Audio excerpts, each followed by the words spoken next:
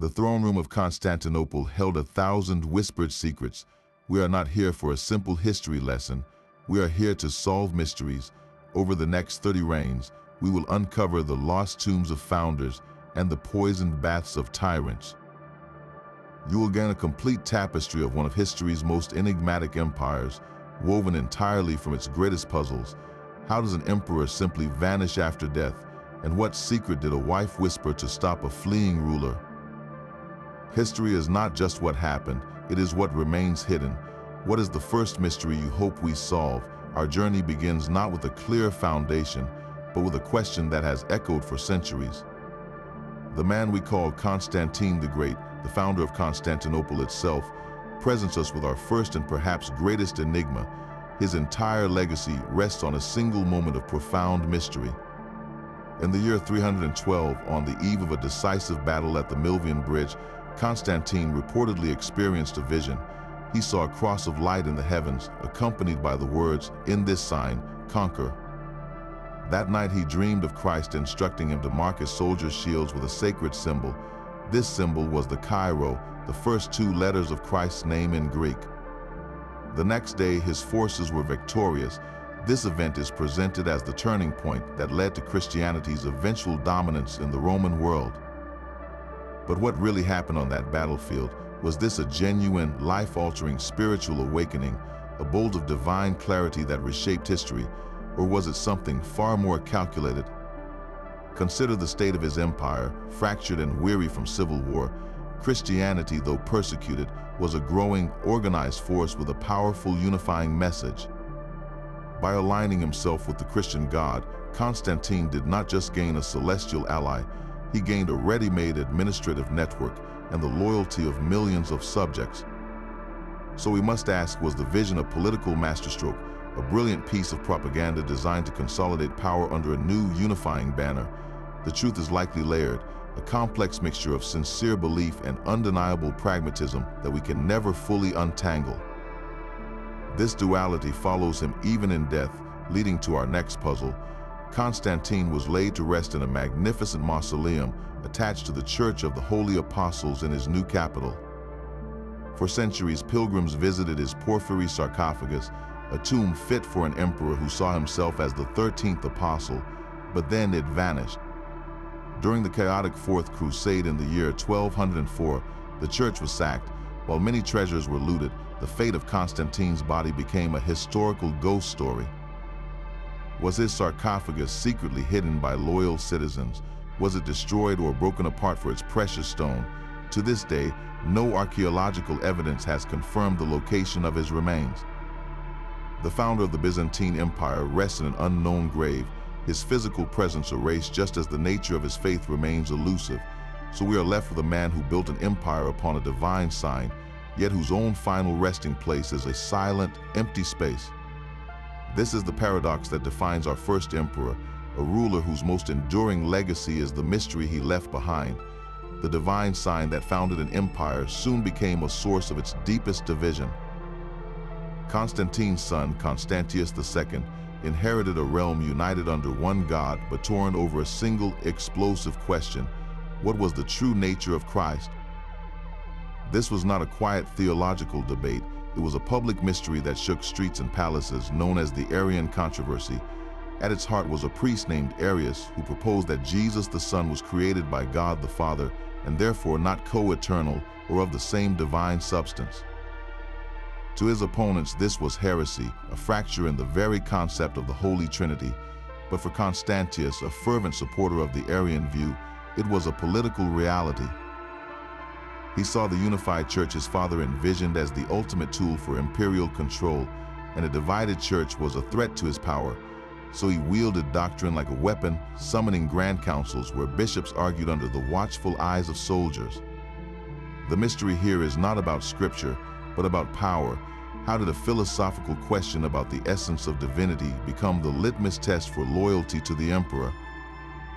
This atmosphere of suspicion bled from the halls of faith into the very heart of the imperial family. Constantius had two brothers.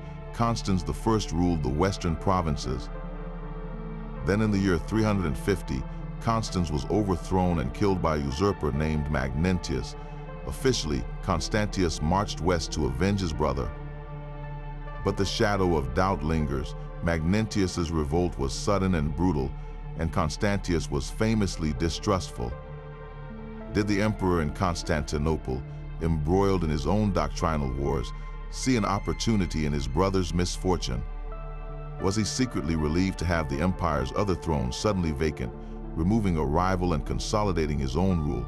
The historical record offers no clear verdict, only the unsettling fact that Constantius emerged from the crisis as the sole remaining son of Constantine the Great. His paranoia, once focused on theologians, now turned on his own blood.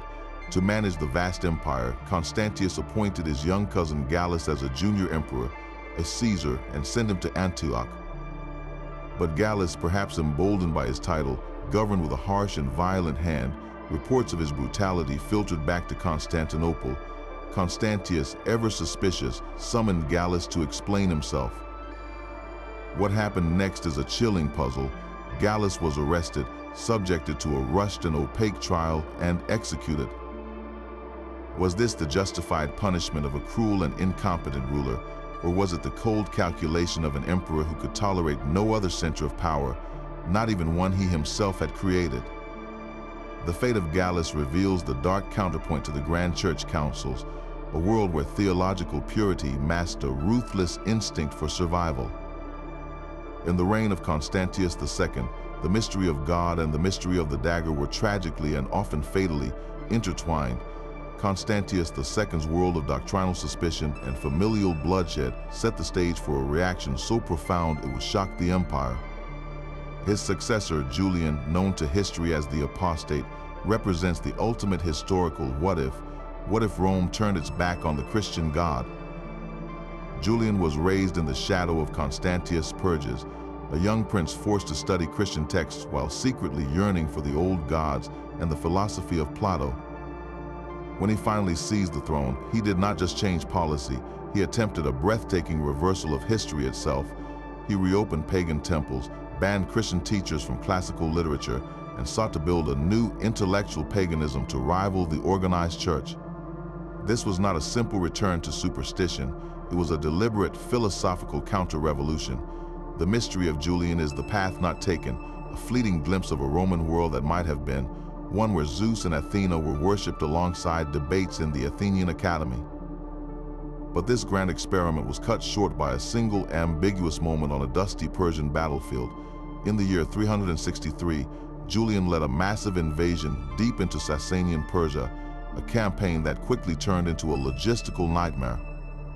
During a chaotic skirmish near the city of Samarra, the emperor was struck by a spear. The official record, written by historians loyal to the new Christian order, states simply that a Persian cavalryman hurled the fatal weapon.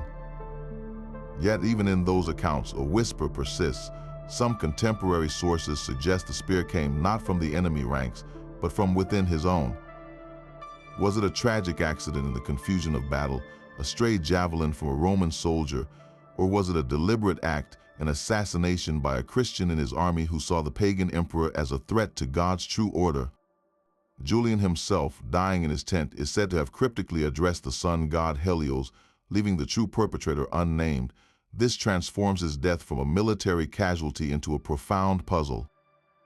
If it was an assassination, did his dream of a restored pagan Rome die with him, murdered by the very future he fought against, or did he become, in his own way, a martyr for a lost cause? His body was carried back and buried in Tarsus, but his legacy is a ghostly alternative timeline, a question that hangs in the air of history. What would the world look like if the last pagan emperor had lived? The answer is buried with him, lost in the smoke and confusion of a Persian dusk. The ghost of a unified empire lingered for one final generation after Julian. The man who would lay it to rest was Theodosius I, an emperor whose decisions carved a permanent fault line through the Roman world. His reign presents a colossal historical puzzle. Was the formal division of the empire into eastern and western halves a brilliant strategic maneuver, or the single greatest miscalculation in Roman history? On the surface, the logic seems sound. The empire was simply too vast, its borders under too much pressure from Germanic tribes in the north and Persia in the east, for one man to govern effectively. by appointing his young son Arcadius as co-emperor in the east, with its capital at Constantinople, and his even younger son Honorius as emperor in the west, based in Milan and later Ravenna. Theodosius created two administrative hubs. Each could respond more swiftly to local crises. It was an act of bureaucratic tidiness, a solution to a logistical nightmare, but this practical decision carried a fatal seed. The mystery is in Theodosius's own foresight, or lack thereof. Did he truly believe he was creating two equal, cooperating halves of a single Roman body, or did some part of him understand that he was inevitably creating two separate entities, with separate armies, separate treasuries, and soon, separate destinies? The West, poorer and more exposed to invasion, was given to the weaker, more impressionable son, Honorius. Was this a tragic error in paternal judgment, or a silent admission that the West was already a lost cause? We are left to wonder if Theodosius died hoping for unity, or accepting a grim reality of division. This leads us to a more intimate, hidden mystery, the contents of his final will and testament. This document did not just bequeath jewels and land, it allegedly contained the precise blueprint for the division of power between Arcadius and Honorius. What specific instructions did it hold? Did it command them to support each other militarily?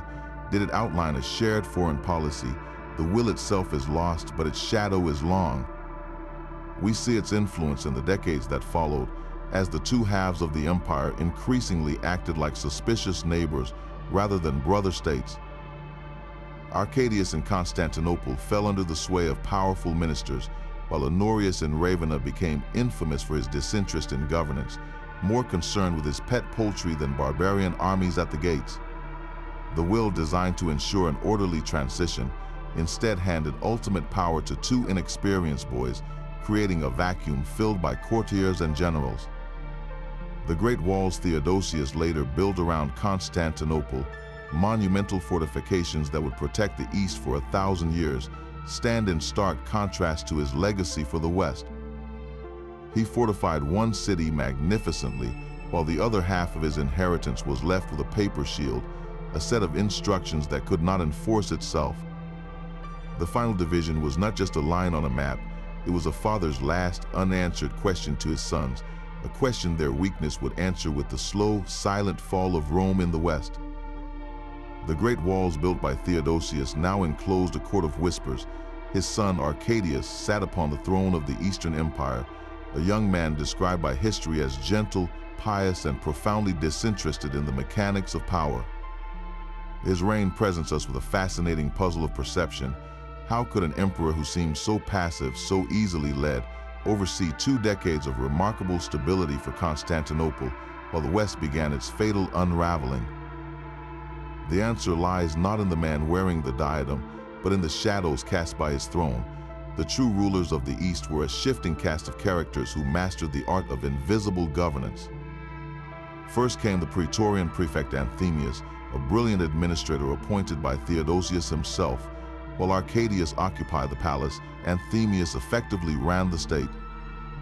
He strengthened those legendary land walls, reformed the grain supply for the capital, and negotiated a crucial peace with the Persian Empire. His rule was one of quiet competence, a mystery of beneficial control where the empire thrived precisely because the emperor did not interfere. But this stability was fragile, dependent on the character of the man behind the curtain. When Anthemius faded from power, a far more controversial figure stepped into the light, the eunuch Eutropius. A former slave who rose to become the Grand Chamberlain, Eutropius became the first eunuch in Roman history to hold the rank of consul. He controlled access to the emperor, appointed his allies, and amassed a staggering personal fortune.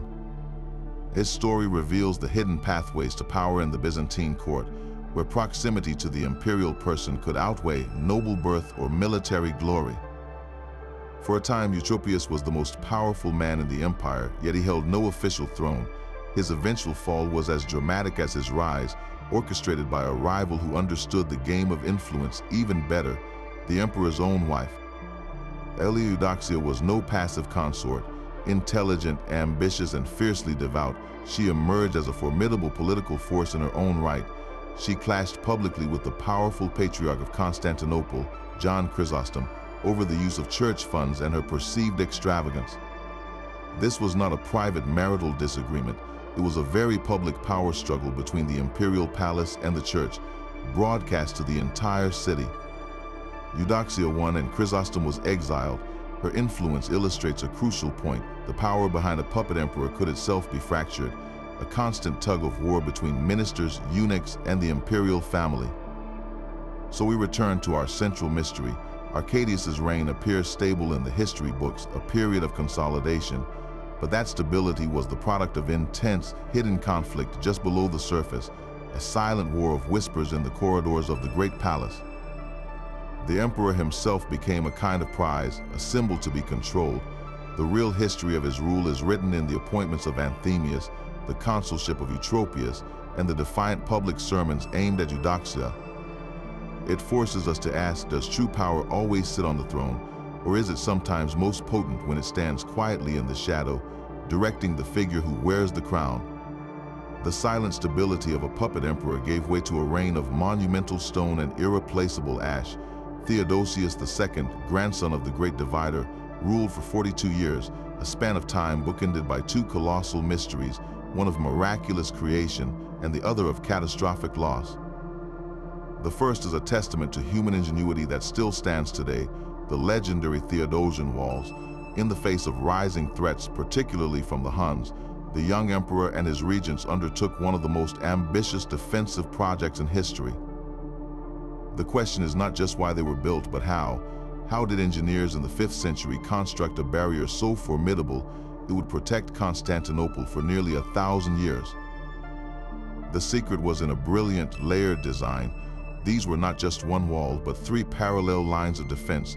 First came a wide, deep moat that could be flooded. Behind it rose a low outer wall, a first line for skirmishers.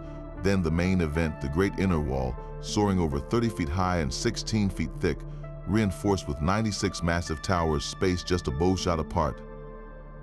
The logistical marvel is staggering. Imagine the coordination, thousands of workers, armies of masons, and a river of supplies flowing into the city for years.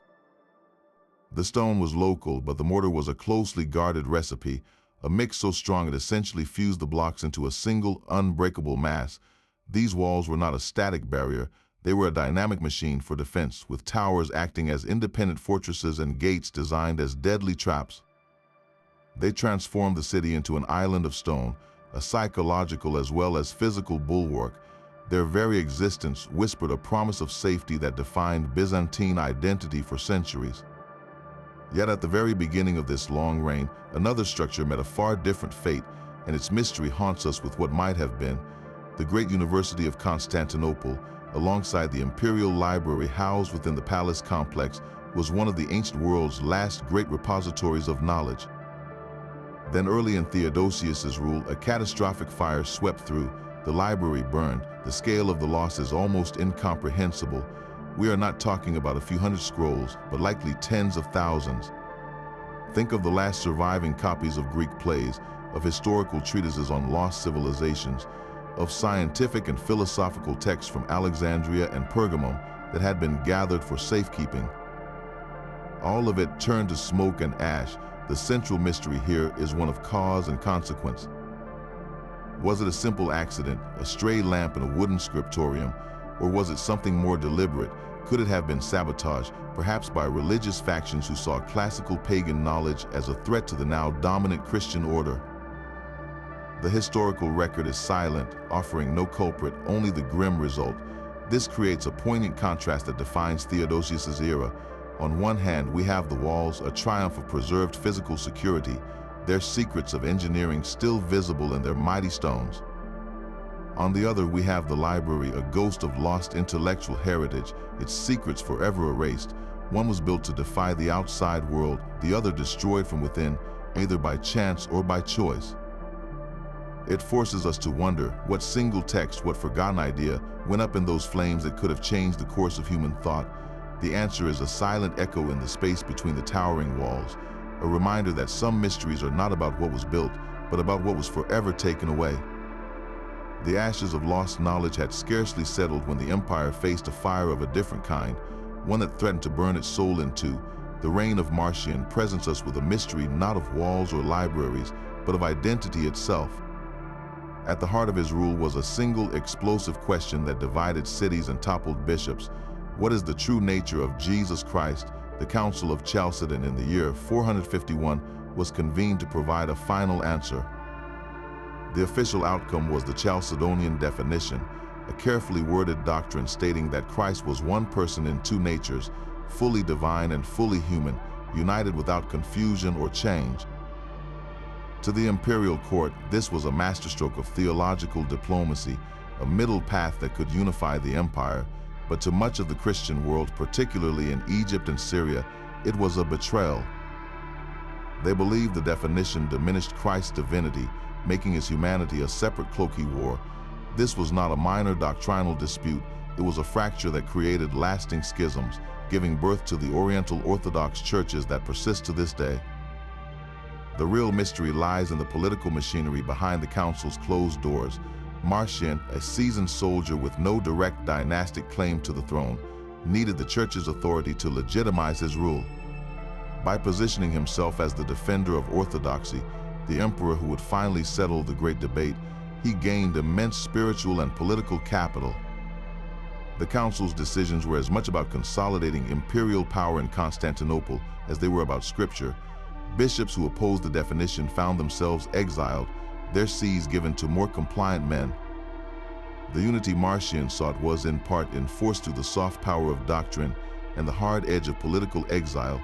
This grand public drama of faith finds a curious parallel in a much more private arrangement.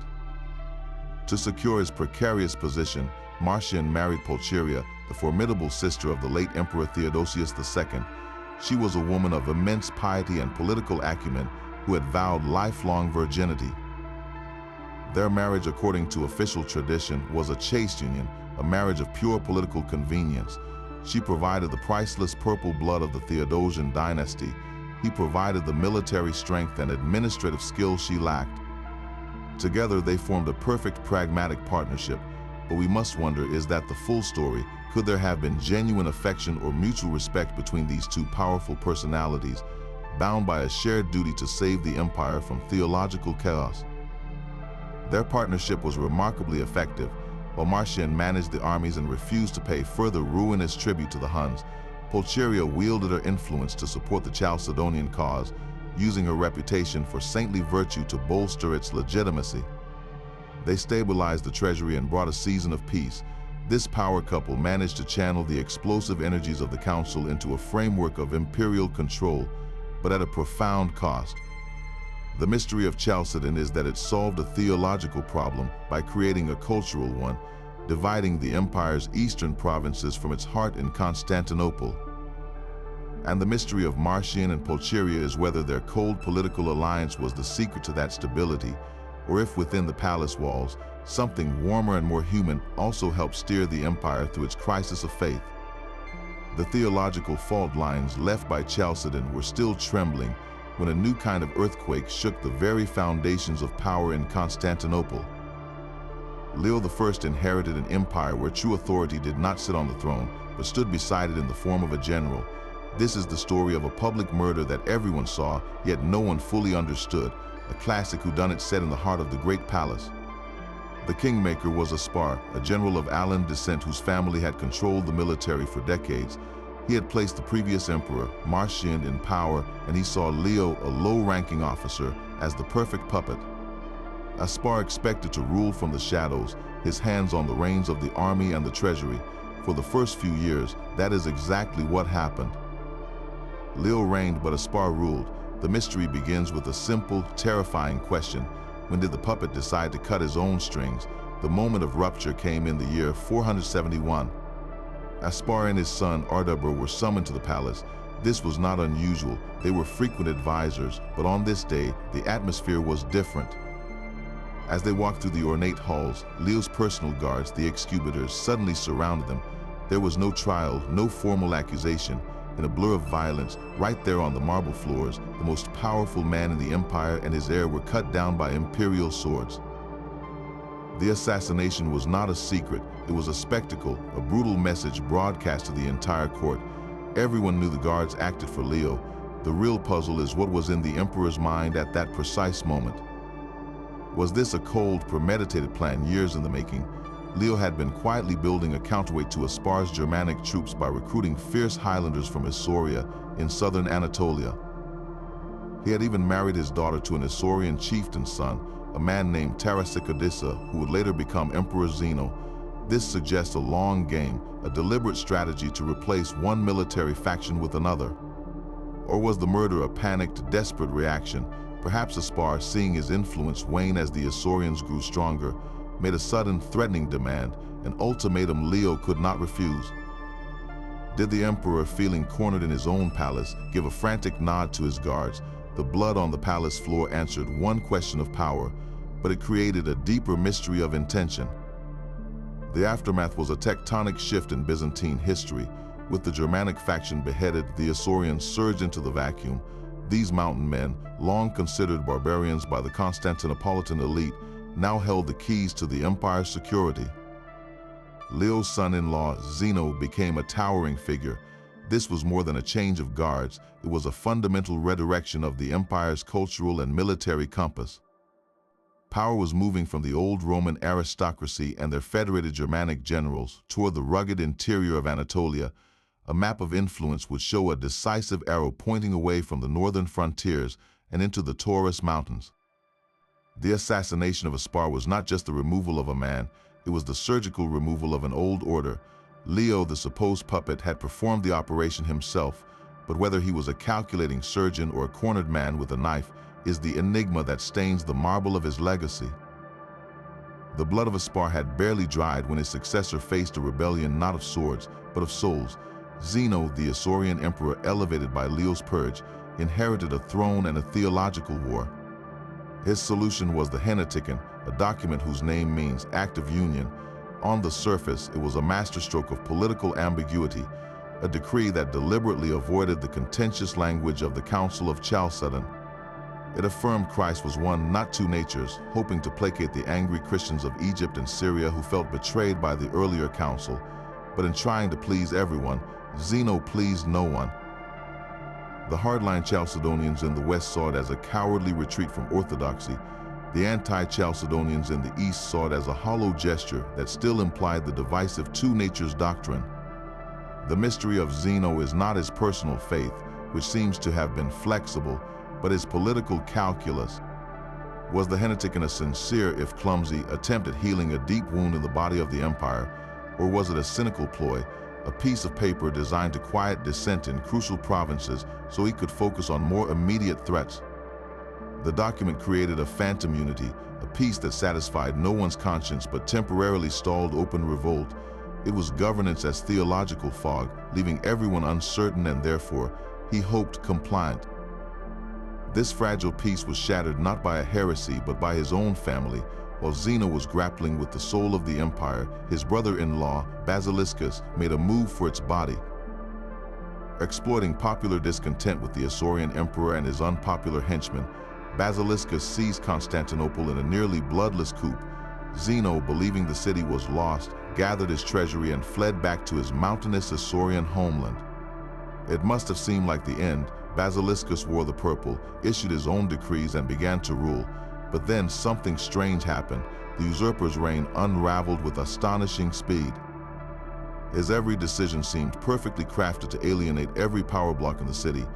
He immediately took a hardline anti-Chalcedonian stance, far more radical than Zeno's ambiguous Henoticon, which enraged the powerful clergy and monks of the capital.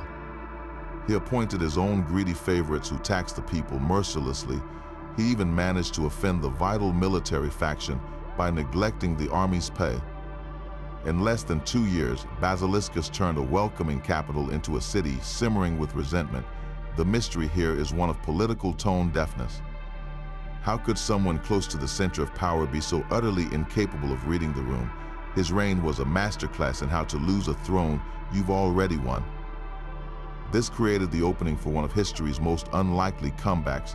From his exile, Zeno received secret messages from the very senators and generals who had once abandoned him. They begged him to return. The phantom emperor, it turned out, was the lesser of two evils. With an Isaurian army, Zeno marched back toward Constantinople. There was no great battle, the gates were simply opened for him. Basiliscus, who had held the greatest city in the world, found himself with no allies, no army, and no hope. He fled to a church for sanctuary, but was tricked into leaving with promises of mercy, only to be exiled and later executed. Zeno was restored. The entire episode feels like a bizarre, tragic farce. It reveals a profound truth about Byzantine power. Loyalty was not to a person, but to a system. The aristocracy and the clergy could tolerate an unpopular emperor like Zeno, who at least maintained a shaky status quo. But they could not tolerate a chaotic usurper whose actions threatened the entire social and religious order. Basiliscus didn't just fail to rule, he failed to understand what the throne was for. Zeno's return was not a triumph of his own popularity, but a chilling demonstration of the establishment closing ranks. The man who fled in the night came back as a necessity, his authority paradoxically strengthened by the sheer incompetence of the man who had briefly taken his place. Zeno's restoration was a victory of cold pragmatism over passion, leaving an empire financially drained and spiritually divided. Into this fractured world stepped an unlikely savior, a palace official in his 60s named Anastasius.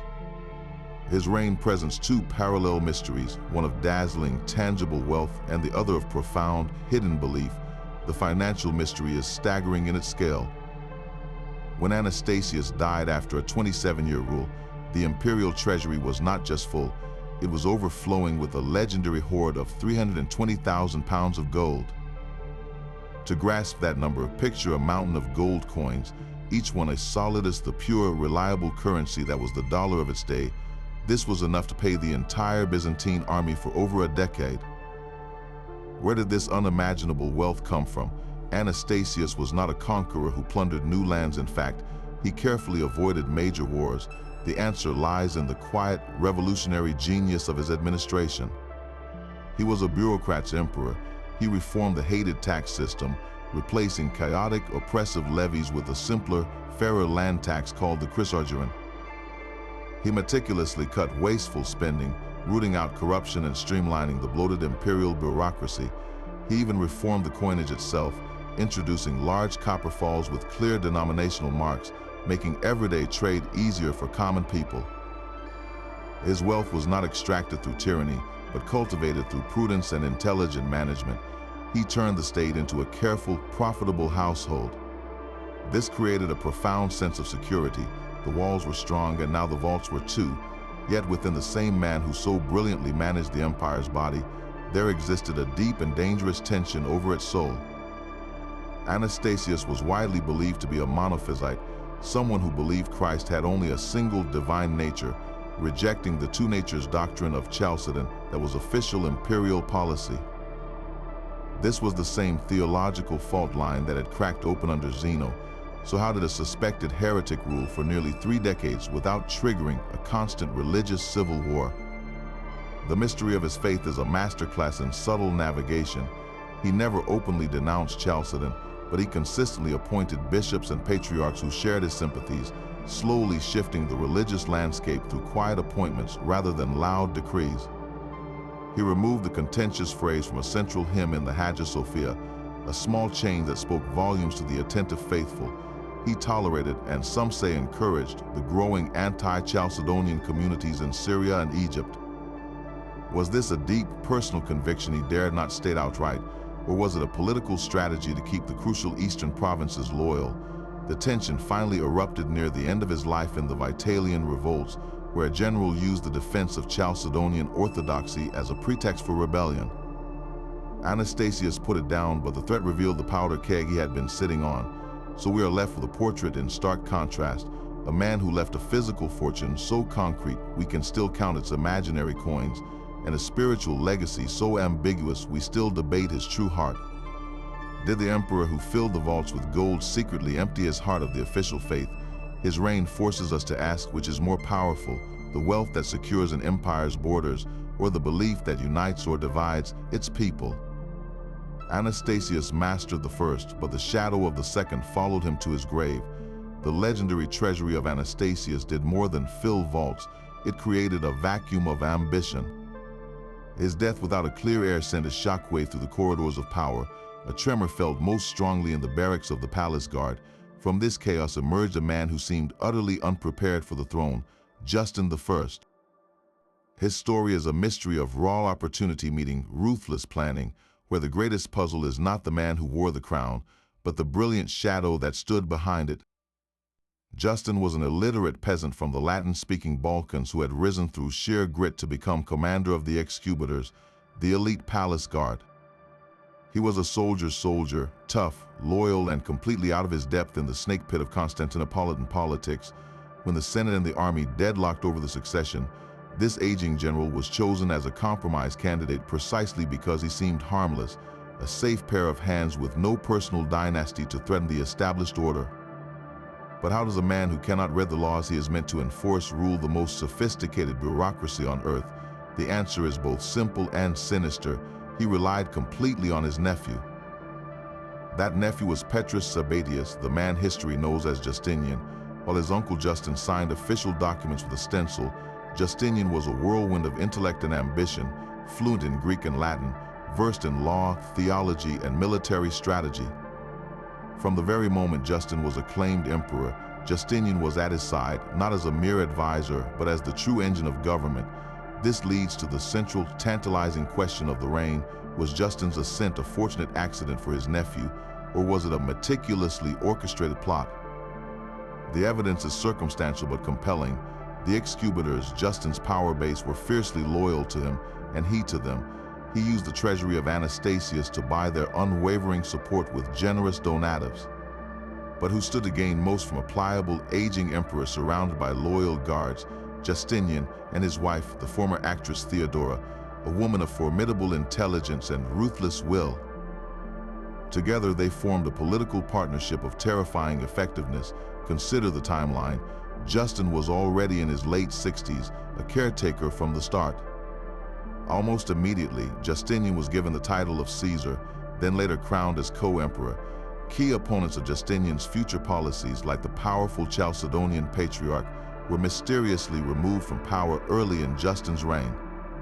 The laws passed in Justin's name bear the unmistakable intellectual stamp of Justinian's later legal masterwork, the Corpus Juris Civilis. It paints a picture not of a simple soldier ruling, but of a brilliant heir using his uncle's reign as a dress rehearsal, a controlled environment to test policies, remove obstacles, and consolidate power before the main performance. Imagine the scene in the imperial palace. The old soldier Justin holds court, relying on the blunt counsel of his military comrades. In the shadows of the marble-columned hall, Justinian and Theodora watch, listening, calculating. They whisper in the right ears, draft the decrees for the imperial stencil, and slowly weave a network of loyalty that bypasses the old aristocracy and connects directly to the military and the rising bureaucratic class. The Senate, once all-powerful, finds itself politely consulted but increasingly irrelevant. Justin's reign becomes a perfect facade, its very simplicity a mask for the complex, revolutionary ambitions growing within it. The illiterate emperor provided legitimacy and military backing, a blunt instrument that allowed the delicate surgeons behind him to operate. So was Justin a mere placeholder? The mystery is not whether Justinian ruled in fact, but whether he engineered the circumstances that put his uncle on the throne in the first place. Did he and Theodora subtly maneuver the aging commander into position during the succession crisis, knowing his limitations would become their opportunity? Or was it a staggering piece of luck that they exploited with breathtaking speed and precision? By the time Justin died in the year 527, the transition was seamless. The nephew who had watched from the shadows for a quarter century simply stepped into the light, the throne, and the legacy, perfectly prepared to launch his own monumental reign. The simple soldier had served his purpose, leaving behind a single haunting question: who was truly emperor all along? The brilliant shadow behind the throne now faced a firestorm of its own making. Justinian's monumental ambition, his endless wars and massive building projects funded by heavy taxes, had stretched the people of Constantinople to a breaking point. That tension finally snapped in the year 532, not over theology or a foreign invasion, but over something seemingly trivial, a chariot race. The city's two main factions, the Blues and the Greens, were more than sports fans. They were quasi-political gangs with deep ties to different social classes. During a race at the Hippodrome, both factions united in a rare moment of solidarity, chanting a single word at the emperor in his private box, Nika, meaning conquer or win. It was not a cheer, it was a taunt, a declaration of war. Within hours, the chant became a roar, and the roar became an inferno. The mob spilled into the streets, attacking palaces and government buildings. They set fire to the great church of Hagia Sophia, to the baths of Eusebius, and to entire residential quarters. For 5 days, Constantinople burned, and the flames illuminated a terrifying truth. The mob had proclaimed a new emperor, Hypatius, a nephew of the former emperor Anastasius. Justinian, the master planner, was trapped in the Great Palace. Listening to the city, he dreamed of rebuilding being consumed. His advisors urged flight. A swift imperial ship was waiting at the palace harbor, ready to carry him to safety across the Bosporus. In that moment of absolute despair, with ash falling like black snow, the emperor wavered. He gave the order to prepare for escape. The mystery of the Nika revolt crystallizes in the next few heartbeats. As the court descended into panic, one voice cut through the chaos. Theodora rose. She did not plead, she did not bargain. She delivered a speech so defiant it has echoed for 15 centuries. She told the terrified men around her that if flight was the only option, she would not take it. Royal purple, the color of the imperial robes, she declared, made a fine funeral shroud. For an emperor, she said, it was better to die in that purple than to live in exile without it. Her words were a bolt of lightning in the dark hall, but what did they truly convey? Was this merely theatrical courage, a last grand performance from the former actress? Or was it a devastatingly pragmatic analysis? Theodora understood something the generals and eunuchs had forgotten. An emperor who fled his capital was no longer an emperor. He was a beggar with a suitcase. His authority, the entire mystical power of the throne, was bound to the city of Constantinople. To abandon it was to annihilate himself. Her speech was not just about noble death, it was about the absolute impossibility of life as a refugee. Her defiance reframed the choice from one of life versus death to one of sovereignty versus oblivion. Justinian's resolve hardened, but resolve alone could not quell a city in revolt. Theodora's words provided the will, but the way required a colder, more brutal kind of genius. The emperor turned to his two greatest generals, Belisarius and the eunuch Narses. Their plan was simple, monstrous, and precise. The rioters, believing they had won, were gathered in the Hippodrome to crown Hypatius. Belisarius led his veteran troops fresh from the Persian frontier to block the main exits. Narses, armed with a bag of gold, had already slipped among the crowd, bribing key leaders of the blue faction, reminding them of their old rivalry with the Greens and of Justinian's past favors to them. As the ceremony began, the unity of the mob began to crack from within, sown by whispers and coins. Then, on Justinian's signal, the soldiers struck. They sealed the gates of the Hippodrome and proceeded to methodically slaughter everyone inside. For hours, the ancient stadium, built for chariots and cheers, ran with blood. By the end of that day, 30,000 citizens lay dead. Hypatius was captured and executed.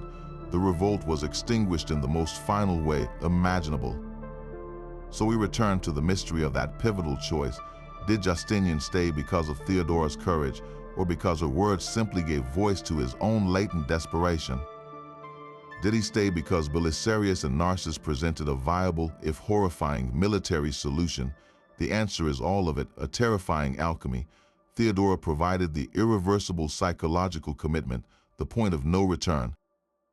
The generals provided the lethal practical means. Justinian, the calculating bureaucrat emperor, synthesized both into a single savage command.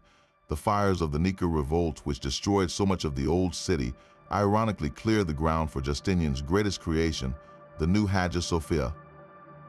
But its foundation, we must remember, is mixed with the ashes of a burned city and the silent echoes from a blood-soaked hippodrome. The emperor who would build a heaven on earth first had to secure his throne through a vision of hell. The blood that secured Justinian's throne became the mortar for his greatest dream.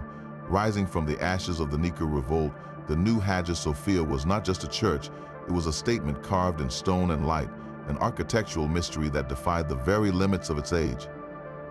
How did two men, the mathematician Anthemius of Tralles and the physicist Isidore of Miletus, achieve the impossible? They were tasked with building a dome so vast it would seem to hang from heaven itself, a feat that had humbled and collapsed the efforts of previous builders. Their genius was not in one single trick, but in a symphony of innovations, beginning with a revolutionary solution to a geometric nightmare. The challenge was simple and profound: how do you place a round dome on a square base? The answer was the pendentive, a curved triangular segment of masonry. Imagine placing a giant ball inside the square building and slicing away the curved sections between the ball and the corners of the square. What remains are four pendentives, creating a smooth, continuous transition from the square walls to the circular base of the dome. This was their masterstroke, a structural magic trick that allowed the weight of the dome to flow gracefully down into the four massive piers at the building's corners.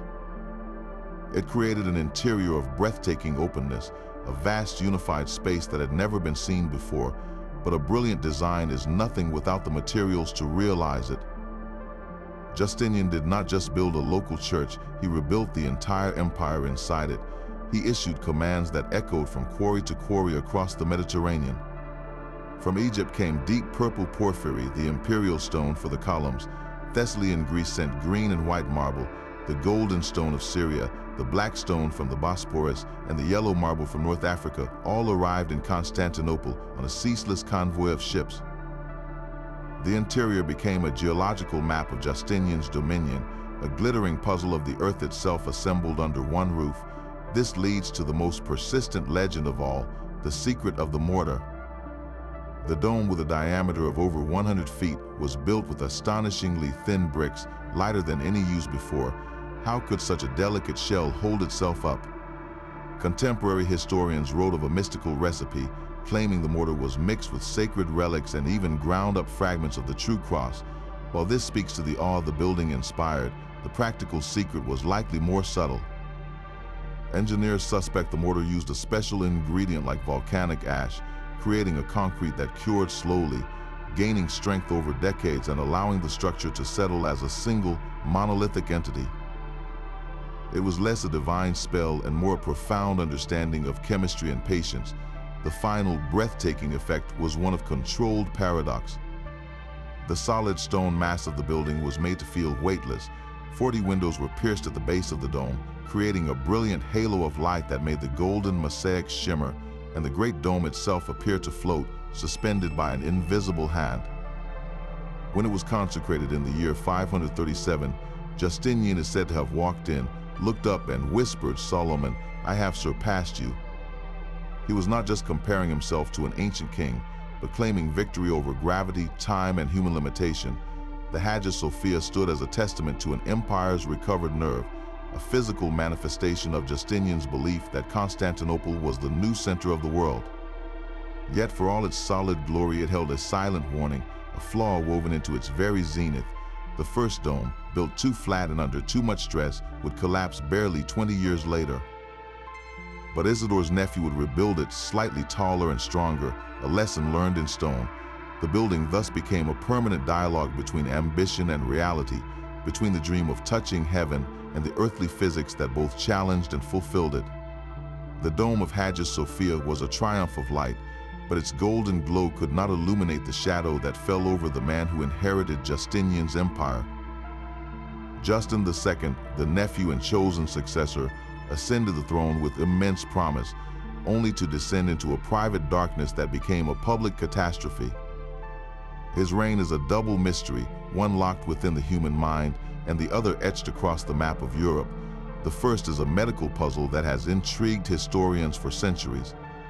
For the first few years, Justin ruled with energy and confidence, refusing to pay tribute to the empire's enemies and launching new campaigns. Then something changed. Contemporary chroniclers describe a dramatic unraveling. The emperor began to suffer from what they called a form of insanity, a terrifying condition where he would reportedly crawl on the floor of the palace, barking like a dog, or demand to be wheeled around in a cart so he could smash precious china against the walls. He became prone to violent rages and deep, paralyzing depressions, unable to conduct state business. So what was the true nature of his illness? Modern scholars have proposed several theories. Was it a severe neurological disorder, perhaps a brain tumor, or a series of strokes altering his personality? Was it a profound psychological breakdown, the immense pressure of ruling an overstretched and bankrupt empire triggering a latent schizophrenia or a debilitating manic depression. Some accounts mention a strange sound constantly ringing in his ears, which points to a possible physical ailment like tinnitus linked to another condition. The historical diagnosis is impossible to confirm, but the effect was undeniable. The center of imperial power, the human mind required to make decisions of war and peace, had simply fractured. This personal tragedy collided with a geopolitical disaster, the sudden and permanent loss of much of Italy. Justinian's generals, Belisarius and Narses, had spent decades and countless lives reconquering the Italian peninsula from the Ostrogoths. It was the crowning jewel of the Roman Restoration, yet within just a few years of Justin's reign, a new Germanic tribe, the Lombards, came pouring over the Alps. They found Byzantine defenses in disarray, garrisons underfunded, and local populations resentful of heavy taxes from a distant Constantinople. The Lombards carved out their own kingdoms, seizing territory from the Po Valley down to the duchies of Spoleto and Benevento in the south. The mystery here is one of direct cause and effect. Did Justin's mental instability directly cause the empire to lose its grip? The connection is chillingly plausible. An emperor lost in his own torment cannot effectively command armies, allocate resources, or respond to urgent dispatches. Critical decisions about reinforcing Italy would have been delayed or made irrationally. The Lombard invasion was not an unstoppable force of nature. It was an opportunistic migration that succeeded because the organized resistance they expected had dissolved into administrative chaos. The empire's hold on Italy was fragile, but it required a steady strategic hand to maintain. Justin's mind provided the opposite, so was the loss of Italy inevitable. Perhaps given the empire's overextension and the constant pressure on other frontiers, but the speed and completeness of the collapse under Justin suggests his personal crisis was the catalyst that turned a difficult strategic situation into an irreversible defeat. The map of the Mediterranean changed forever during his reign, not because of a lost battle, but because of a lost mind. The emperor who barked in his palace did not hear the footsteps of the Lombards marching into history, leaving us to wonder how much of an empire's fate is written not in treaties, but in the fragile neurons of its ruler. The mind of an emperor could shatter a kingdom, but an open hand could drain it just as surely. Tiberius II Constantine presents a riddle of motive in an age defined by scarcity and fear. His predecessor, Justin II, had retreated into a private madness, leaving the empire strained and suspicious. Yet Tiberius, a general who effectively seized power during Justin's incapacity, chose a path of stunning generosity. He opened the prisons, releasing countless inmates. He forgave massive back taxes, lifting the burden from struggling provinces. He distributed alms to the poor on a scale not seen in generations. This behavior was so contrary to the norm it demands an explanation. Was this the authentic outpouring of a deeply devout Christian ruler, a man who believed his first duty was charity? Or was it a brilliant, if risky, propaganda campaign? Having taken the throne through a palace maneuver rather than birthright, Tiberius needed to legitimize his rule quickly. What better way to win the hearts of the people and the church than by playing the role of the benevolent father, the merciful sovereign? His public distributions of coins weren't just gifts, they were performances of power designed to manufacture loyalty. But then we encounter the financial mystery, a puzzle of numbers that contradicts everything we know. Both Justinian and Justin II, for all their faults, had left the imperial treasury in a state of remarkable strength. The vaults were full, yet by the time of Tiberius's death after only 4 years of rule, those same vaults were reportedly empty.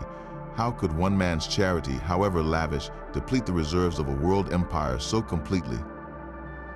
This suggests something beyond mere generosity.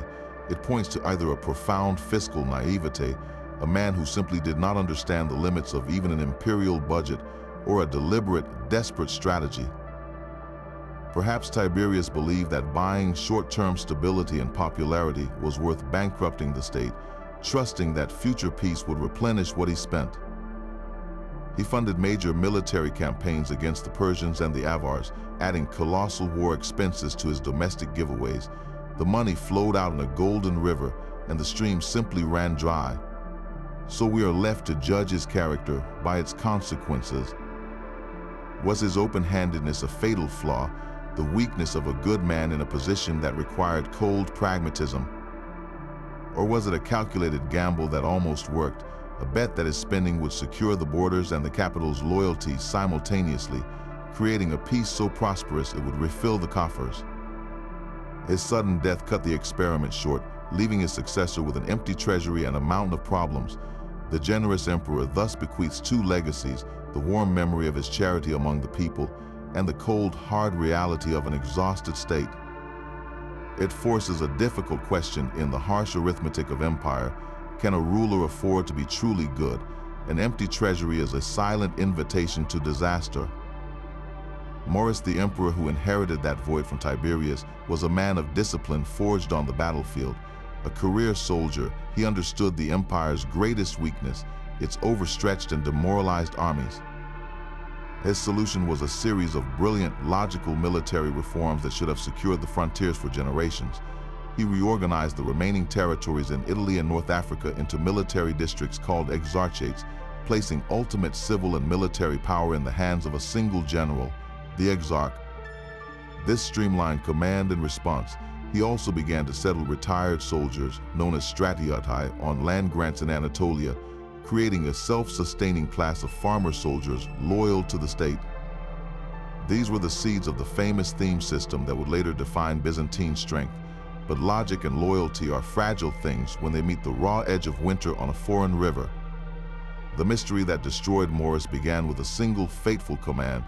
In the year 602, with the empire's finances still strained, he ordered his army campaigning north of the Danube to spend the winter across the river in hostile Avar territory. His reasoning was tactical: to save the cost of ferrying the troops back to their bases and to maintain pressure on the enemy. To the exhausted, freezing soldiers, however, it was a death sentence. They saw it as a callous disregard for their lives, an emperor in his warm palace condemning them to a winter of starvation and guerrilla attacks. The order sparked a mutiny, but the true mystery lies in its speed and direction. The rebellion did not just demand better conditions, it immediately marched on Constantinople itself, proclaiming a junior officer named Phocas as the new emperor. This swift pivot from grumbling to outright usurpation suggests something more than spontaneous anger. Was Phocas a centurion with a violent reputation, secretly orchestrating the discontent, waiting for Maurice to make a mistake he could exploit? Or were there other powerful figures in the capital, perhaps resentful of Maurice's strict economies and military background, who saw the mutiny as a convenient tool to remove him? The army became a weapon aimed directly at the heart of the empire, and its trajectory feels too precise to be mere chance. Maurice, caught unprepared, fled the city with his family. He was captured, and what followed was a horror that stained the century. Phocas ordered the execution of the deposed emperor and his sons. The historical accounts are chillingly specific, yet they contain a ghostly gap. Maurice was forced to watch as his 5 sons were beheaded one by one before his own execution. The act was so shockingly brutal, it was condemned even by the empire's enemies. But here lies the second haunting mystery. Some chronicles, written decades later, whisper that the youngest son, Theodosius, might have survived. The story suggests a sympathetic executioner took pity and swapped the boy with a servant's child, spiriting the true prince into hiding. Is there any truth to this legend? It is almost certainly a folktale, a desperate attempt by later generations to soften the unbearable cruelty of the event, to believe that not all of that imperial line was extinguished. Yet the very existence of the story underscores the profound trauma of the moment. The murder of Maurice and his boys was not just a change of ruler, it was the shattering of an ancient taboo, the deliberate extermination of an entire imperial family. It announced that Phocas's regime would be built on terror, not legitimacy. In a single bloody afternoon, the disciplined reforms of a soldier emperor were drowned out by the screams of his children, leaving the empire to wonder if any order could survive such a calculated descent into savagery. The blood of Maurice's family had not even dried when the empire discovered the true cost of a throne seized by terror. Phocas, the centurion-turned-emperor, presents one of history's most perplexing puzzles, a mystery of sustained failure. How could a man described by contemporaries as a drunken, sadistic brute maintain his grip on power for 8 long years within a system designed for stability? The answer lies not in strength, but in a deliberate cultivation of chaos. Phocas understood one principle perfectly: a population paralyzed by fear is a population that cannot rebel. He turned the sophisticated machinery of the Byzantine state into an instrument of pure intimidation. Secret police, the delators, were everywhere, encouraging citizens to denounce their neighbors for real or imagined slights against the emperor. The prisons filled not with foreign enemies, but with senators, merchants, and former officials. Executions became public spectacles meant to drown dissent in a cold tide of dread. The government did not merely become corrupt, it became predatory, feeding on its own people to sustain the terror that kept Phocas in power. This atmosphere of suspicion found a perfect amplifier in the ancient circus factions, the Blues and the Greens. These were not simple sports clubs, they were massive, organized urban militias with deep roots in every neighborhood. A wise emperor would balance them, play them against each other, or suppress them entirely. Phocas did the opposite. He openly favored the Greens, arming them and granting them impunity, effectively transforming one faction into his personal palace guard and street-level enforcers. The Blues, marginalized and hunted, simmered with resentment, turning entire districts of Constantinople into zones of low-grade civil war. The city's social fabric, already torn by Phocas purges, now unraveled into gang violence sanctioned from the top. The emperor did not seek to govern the city, he sought to dominate it through division, believing that as long as the populace was fighting itself, it could not unite against him. Yet the most devastating mystery of his reign unfolded far beyond the city walls. While Phocas secured his throne with knives and spies, the empire's frontiers simply dissolved. The Persian king Khosrow II, who had once been an ally of the murdered Moris, saw his death as a moral cause for war. He launched a massive invasion, not as a mere border raid, but as a crusade of vengeance. Persian armies swept through Syria and Anatolia almost unopposed.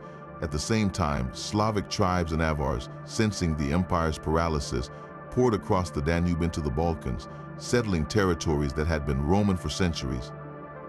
The map was being redrawn with fire, and Constantinople seemed unable to respond. So we must ask, was this catastrophic collapse solely the fault of one incompetent tyrant? Or did Phocas' reign simply expose structural weaknesses that had been papered over by stronger rulers? The truth is a poisonous synergy. The administrative collapse was total.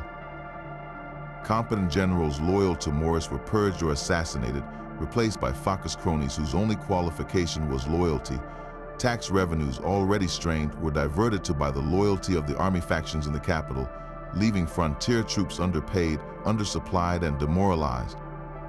Military commands were fractured by suspicion, with officers afraid to act lest they be accused of treason.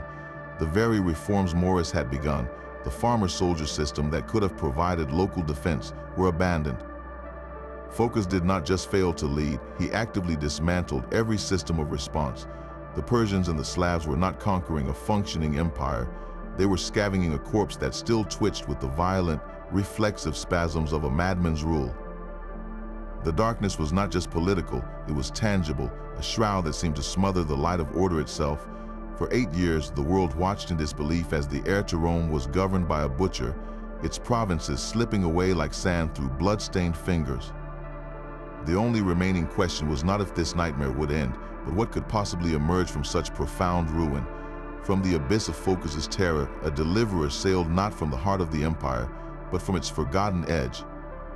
Heraclius, the son of the Exarch of Africa, arrived at Constantinople with a fleet, not as a rebel, but as an avenger for the murdered Moris and a liberator for a city choking on fear. He found an empire in its death throes. Persian armies held Jerusalem, Egypt, and were camped across the Bosporus. The true cross, Christianity's most sacred relic, had been looted from the holy city. Heraclius did not just face a military crisis, he confronted a spiritual catastrophe. This transformed his war from a campaign of reconquest into something unprecedented, a holy war. He framed the conflict not as a border dispute, but as a sacred mission to rescue the very wood upon which Christ was crucified. For the first time, an emperor directly tied the survival of the state to the recovery of a holy object, making every soldier a crusader a decade before the word existed. The sheer audacity of his strategy defied all military logic. Instead of meeting the Persian armies head-on in Anatolia, where they were strongest, Heraclius took a staggering gamble. He sailed his army across the Black Sea and invaded the Persian heartland itself. For years, he campaigned deep in modern-day Azerbaijan and Iraq, living off the land, dodging larger armies and striking at the symbolic core of Persian power. Imagine the psychological shock: the Roman emperor, 1,000 miles from home, dancing through the enemy's backyard, burning royal palaces and Zoroastrian temples. He was not just fighting soldiers, he was shattering the myth of Persian invincibility. The logistics alone are a breathtaking mystery of endurance. How did he keep his army supplied, motivated, and intact in such hostile territory for so long? The answer lies in his personal leadership and the power of the sacred cause. He fought alongside his men, shared their hardships, and constantly reminded them they were on a pilgrimage of vengeance for God. Finally, after a decade of this brilliant, exhausting warfare, he forced the Persian king to sue for peace. The true cross was returned. Heraclius carried the relic on his own shoulders back into Jerusalem in a moment of triumphant piety that echoed through Christendom. He had done the impossible. He had snatched the empire from the jaws of oblivion and restored its soul. Yet the mystery of the true cross deepens after this glorious moment. Heraclius returned it to Jerusalem, but within a few short years, a new storm erupted from the Arabian desert. The armies of Islam, fueled by a fresh and powerful faith, swept through the same lands he had just bled to reclaim. Jerusalem fell again, so what became of the relic? Some traditions say it was broken into pieces, with fragments sent to Constantinople and Rome for safekeeping. Others suggest it remained in Jerusalem, hidden by faithful clergy. Its ultimate fate dissolves into a fog of pious legends and conflicting claims, a sacred object saved from one empire only to be lost in the whirlwind of a new world. This loss seems to mirror the emperor's own tragic later years. After saving everything, why did Heraclius leave his own house in such disarray? Exhausted and ill, he made a series of bewildering dynastic decisions. He married his niece Martina, a union considered scandalous even by the flexible standards of the time. He then attempted to crown their sons alongside his children from his first marriage, creating a tangled web of rival heirs and jealous stepmothers. The court fractured into hostile camps. It is a sad and puzzling coda to a heroic life. Was his mind clouded by illness or the immense trauma of his reign? Or was he, having seen the empire nearly die for lack of a clear heir, desperately trying to ensure too many successors, creating the very conflict he sought to avoid? The man who restored the cross could not secure his own legacy. His final portraits show not a triumphant warrior, but a sorrowful, bearded figure, bearing the weight of a world he saved but could no longer control. Heraclius presents us with the ultimate paradox, the emperor who won a holy war and recovered the ultimate symbol of faith, only to see both his relic and his dynasty slip into the shadows of history, leaving behind the haunting question of what endures after the victory parade ends. The holy war that saved the empire left it a hollowed-out shell. Heraclius had drained the treasury and exhausted the army to push back the Persians, but from the sands of Arabia, a new and unstoppable force was rising. By the time his grandson, Constans II, took the throne as a boy, the empire was being eaten alive. The Arabs captured Alexandria, severing Constantinople from the grain and wealth of Egypt. Their fleets raided the Aegean, and their armies marched to the very walls of the capital. Constans grew up in this atmosphere of perpetual siege, and his response was one of the most baffling decisions in Byzantine history. He abandoned Constantinople, not for a campaign but for good. He packed up the imperial court, the administration, and the treasury and sailed west, eventually settling in Syracuse, Sicily. Why? The mystery of this flight is a puzzle of three possible motives, each more desperate than the last. Was it a strategic retreat, a deliberate plan to use Sicily as a new, secure base to rally the empire's remaining western provinces, like Italy and North Africa, and fight a war on two fronts? Or was it an attempt at revitalization, a belief that the old Roman heartland in the west could be rebuilt into a power center, free from the constant pressure at the Bosporus? Or most darkly, was it simply a sign of abject terror, a young emperor who had watched the world collapse and decided to run as far as he could from the storm? His actions in the west offer clues. He fought the Lombards in Italy and the Arabs in the sea, but he also imposed heavy new taxes, alienating the very populations he needed as allies. He seemed less a visionary founder and more a man constantly on the move, never putting down roots. This rootlessness set the stage for a murder that reads like a classic locked-room mystery.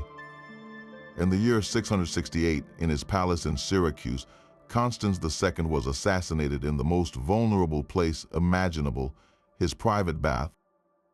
The scene is starkly intimate, the emperor naked and defenseless, surrounded by steam and marble. A conspirator, likely a trusted servant or guard, entered and bludgeoned him to death with a soap dish. The weapon itself is a grotesque detail, a common object turned lethal, but who held the conspirators' strings? The list of suspects is a roster of the discontented. First, his own courtiers, who had followed him into exile, only to find themselves stranded on a distant island, watching their influence and connections to the capital wither. Then the local Sicilian nobles, who resented the heavy-handed rule and financial demands of this foreign court planted in their midst. But the most chilling suspect is the one who benefited most directly, his own son and successor, Constantine IV. Did the young prince, perhaps impatient for power or fearing his father's unstable policies would destroy their dynasty for good, give a silent nod to the plot? Or did the conspirators simply act knowing the son would likely forgive them for removing a failed and unpopular ruler? The bath itself became a perfect crime scene, a private space where witnesses could be controlled or eliminated, and where the violent act could be explained away as an accident or the work of a lone madman. But the scale of the cover-up suggests something far more organized. Constans was buried hastily in Syracuse. His body never returned to the imperial mausoleum in Constantinople, as if his killers wanted to erase his memory along with his life. His son, Constantine, did not launch a furious investigation. He simply packed what was left of the court and sailed back to Constantinople, leaving the mystery in the Sicilian steam. So we are left with an emperor who fled one mystery, the crushing pressure of the East, only to create another with his bloody end in the West. His story is a tale of flight and futility, a ruler who tried to outrun history, only for history to corner him in a small, tiled room with a simple question hanging in the humid air: who decided the emperor had washed up for the last time? The soap dish that ended Constance's life left his son with a city under siege. Constantine IV returned to a Constantinople surrounded, not just by enemies, but by the terrifying possibility of final extinction. The year was 674, and the Umayyad Caliphate had launched a total assault on the heart of Christendom. A massive Arab fleet entered the Sea of Marmara and established a base at Cyzicus, just a few miles from the capital. For 4 consecutive years, every sailing season, they attacked the mighty Theodosian walls by sea and land. The empire had been pushed to the very edge of the map, and its survival now hinged on a single, terrifying secret. This was the debut of a weapon so devastating it seemed to have been summoned from the depths of hell itself: Greek fire. The central technological mystery is absolute. How was this substance, which could burn on water and cling to ships and men like liquid torment, even possible in the 7th century? The invention is credited to a Syrian engineer named Callinicus. But who was he? A refugee from the Arab conquests, perhaps a chemist or alchemist from Hellenistic traditions in Syria, who brought his knowledge to a desperate empire? His name is all we have, a ghost behind the flames. The formula itself became the most closely guarded state secret in history, known only to the emperor and one family of technicians. It was so effectively protected that the original recipe was quite literally lost. We can only piece together its likely components from secondary descriptions and later inferior imitations. It was not simply naphtha or crude oil.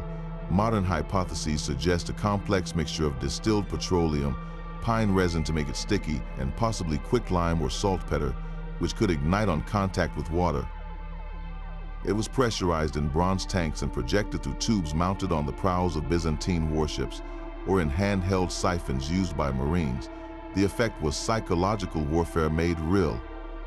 Imagine the horror of an Arab sailor seeing a stream of fire arch across the waves, impossible to extinguish with water, which only made it spread.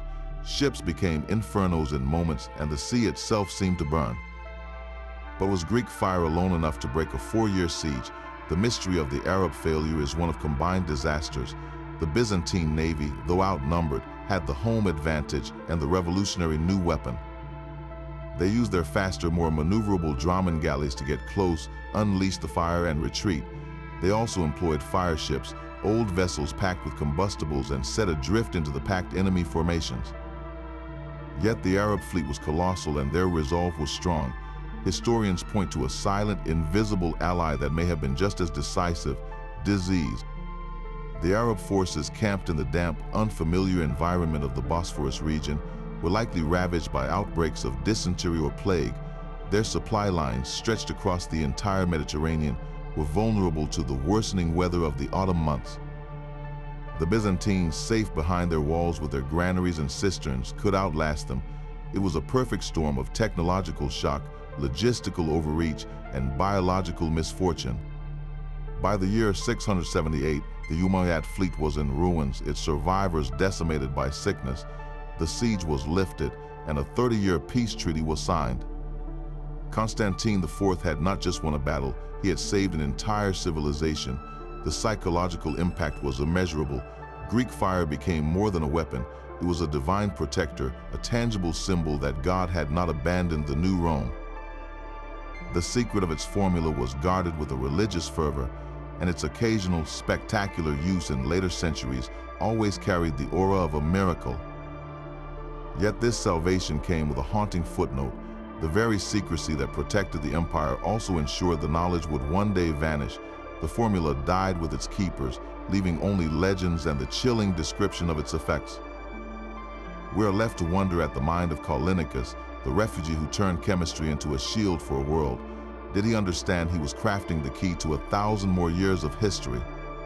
Or was he simply a man offering his last brilliant secret to the last empire standing? A golden nose can hide a mutilation, but it cannot mend a mind. Justinian II inherited an empire saved by Greek fire, but he carried within him a flame of a different sort, a consuming obsession with the legacy of his namesake, Justinian the Great. He dreamed not of preservation, but of restoration, of reclaiming the glory and territory lost over the last century. His methods were harsh, his taxes heavier, and his temper legendary. This arrogance bred contempt, and contempt bred conspiracy. In the year 695, a rebellion led by the general Leontius seized him. The punishment was deliberate and eternally damning. In a public ritual of humiliation, his nose was cut off. A mutilation meant not just to disfigure, but to disqualify him forever from the throne, as Byzantine law held that an emperor must be physically whole. They then exiled him to Cherson in the Crimea, a remote outpost at the edge of the known world, expecting him to fade into a bitter, forgotten footnote. This is where the first mystery of his life deepens. Cherson was not a comfortable prison, it was a bleak frontier town. Yet from this place of utter defeat, Justinian began to orchestrate one of the most improbable comebacks in history. How did a deposed, mutilated exile with no treasury and no army rebuild a force capable of threatening Constantinople? The clues point to a web of desperate alliances. He first fled from Cherson to the Khazars, a powerful Turkic empire north of the Caucasus. Their Khan, perhaps seeing a useful pawn, not only gave him refuge, but also his sister in marriage. Justinian, ever ambitious, even named their son Tiberius, declaring him a co-emperor in exile. But when the Khazar ruler, under pressure from Constantinople, turned against him, Justinian was forced to flee again, this time by sea. His journey reads like an epic poem of pure desperation, escaping assassination, surviving a storm, and finally finding his way to the court of the Bulgarian Tervel. Here he struck a devil's bargain. He promised the Bulgarian ruler immense wealth, a royal title, and likely territorial concessions in exchange for a savage army. With this Bulgar force at his back, he marched on Constantinople in the year 705. The city that had cast him out now faced him at its gates. For 3 days he probed the legendary walls, finding them as formidable as ever. His solution was not a siege, but a secret. He and a few men discovered an unused aqueduct that channeled water under the walls. Under cover of night, they crawled through this dark, forgotten conduit, emerging like ghosts within the city itself. They raised a riot, and in the chaos, the gates were opened to his Bulgarian allies. The emperor without a nose had slithered back onto his throne. His second reign was a study in unraveling sanity. He wore a golden prosthetic nose, a grotesque symbol of his restored dignity. but the man beneath it was fractured. The obsession with his great ancestor curdled into a paranoid hunt for vengeance. He executed the generals who had deposed him, and then executed the men who had deposed them. His cruelty became systematic, a reign of terror aimed at erasing the memory of his own humiliation by inflicting greater suffering on everyone else. He even sent a punitive expedition to sack his old prison of Cherson, as if to punish the very stones that had witnessed his disgrace. The psychological mystery is stark. Did the mutilation create the monster, or did it simply unleash a tyrannical nature that had always been there, now fueled by an insatiable need to prove his wholeness through absolute control? The golden nose was the perfect metaphor, a brilliant hard facade covering a ruined core. His coins tell the story. Early portraits show him whole, later ones after his return are stylized, but the message is clear. The emperor, however damaged, is back. But a throne secured by a foreign army and held by terror has rotten foundations. His Bulgarian allies, perhaps dissatisfied with their reward, left. His own people lived in fear. In the year 711, another rebellion rose, led by a general named Bardanes, who took the name Philippicus. This time there would be no exile. Justinian II was captured in Asia Minor, far from his capital, and beheaded. His young son and co-emperor, the boy named Tiberius he had declared among the Khazars, was hunted down and murdered as well, ending his line forever. His story is a tragic circuit from tyrannical ambition to mutilation, to miraculous return and back to a bloody end. It poses a haunting question about the nature of second chances. Can a man ever truly return from such profound physical and psychological rupture? Or does the journey back inevitably twist the soul beyond recognition? Justinian's golden nose gleamed with the promise of restoration, but it only reflected the fire of his own consuming rage, a fire that finally burned him and everything he hoped to rebuild to ashes. The blood of the last Heraclid had scarcely dried when a new storm gathered, not from a foreign army but from the heart of the empire's own faith. Leo III, a general from the rugged Isaurian mountains, seized a throne in chaos and soon launched history's most controversial war against pictures. Iconoclasm, the systematic destruction of religious images, was a theological earthquake that shattered the visual soul of Byzantium for over a century. But why? What drives an empire to turn its hammers against the faces of its own saints, to whitewash the mosaics of its churches, and to declare war on the eyes of the faithful? The mystery of Leo's motivation is a puzzle with three possible keys, each pointing to a different kind of salvation. The first key is military and psychological. Leo came to power after decades of relentless Arab assaults. The Muslims, who strictly forbade images in their faith, were scoring victory after victory, pushing the empire to the brink. To some in Constantinople, it seemed as if God was favoring the armies that worshiped without icons. Was iconoclasm, then, a desperate attempt to purify the Christian faith, to remove any possible cause for divine displeasure and win back God's favor on the battlefield? It was a stark calculus, trading art for divine artillery support. The second key is spiritual and sincere. There was a powerful strand of Christian thought, particularly in the eastern provinces, that saw the veneration of icons as a dangerous slide back into pagan idolatry. Was Leo a true believer in this cause, convinced he was saving the souls of his people from worshiping wood and paint instead of the invisible God? His edicts carried the fervent tone of a reformer, not just a politician. The third key is coldly political. The church had grown immensely wealthy and powerful, with monasteries controlling vast lands and popular monks wielding influence that rivaled the emperors. By attacking icons, Leo struck at the very heart of monastic prestige and the independent power of the clergy. Was iconoclasm, then, the ultimate power grab, a way to subordinate the church entirely to the imperial throne, making the emperor the sole mediator between heaven and earth? Yet there is a fourth, more eerie clue that seems to come from the sky itself. In the year 726 or thereabouts, a cataclysmic volcanic eruption occurred, possibly from a volcano in the Pacific or Iceland. Its ash cloud encircled the globe, plunging the world into a volcanic winter. Crops failed under cold, gray skies, the sun dimmed to a copper disk, and famine stalked the land.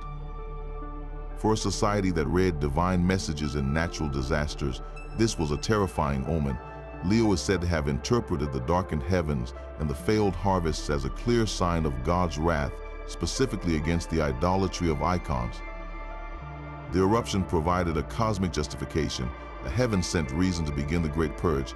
Imagine the scene: a priest climbing a ladder in the great Hagia Sophia, a hammer in one hand and a pot of whitewash in the other, blotting out the serene face of Christ the Pantocrator, all while outside, the unnatural winter chill lingered. The connection feels almost too novelistic to be true, a perfect dramatic catalyst, but it forces us to consider how climate and belief intertwine, how a shift in the atmosphere could be read as a shift in divine will, prompting a revolution that would define an era. Leo's war on images was not just a policy, it was a response to a world that seemed to be ending, an attempt to scrub the empire clean in hopes the sun would return.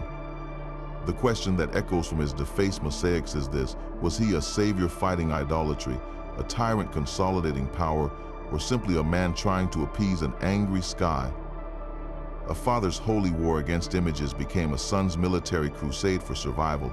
Constantine V inherited not just the throne from Leo III, but the bitter religious schism of iconoclasm, and he wielded it like a sword.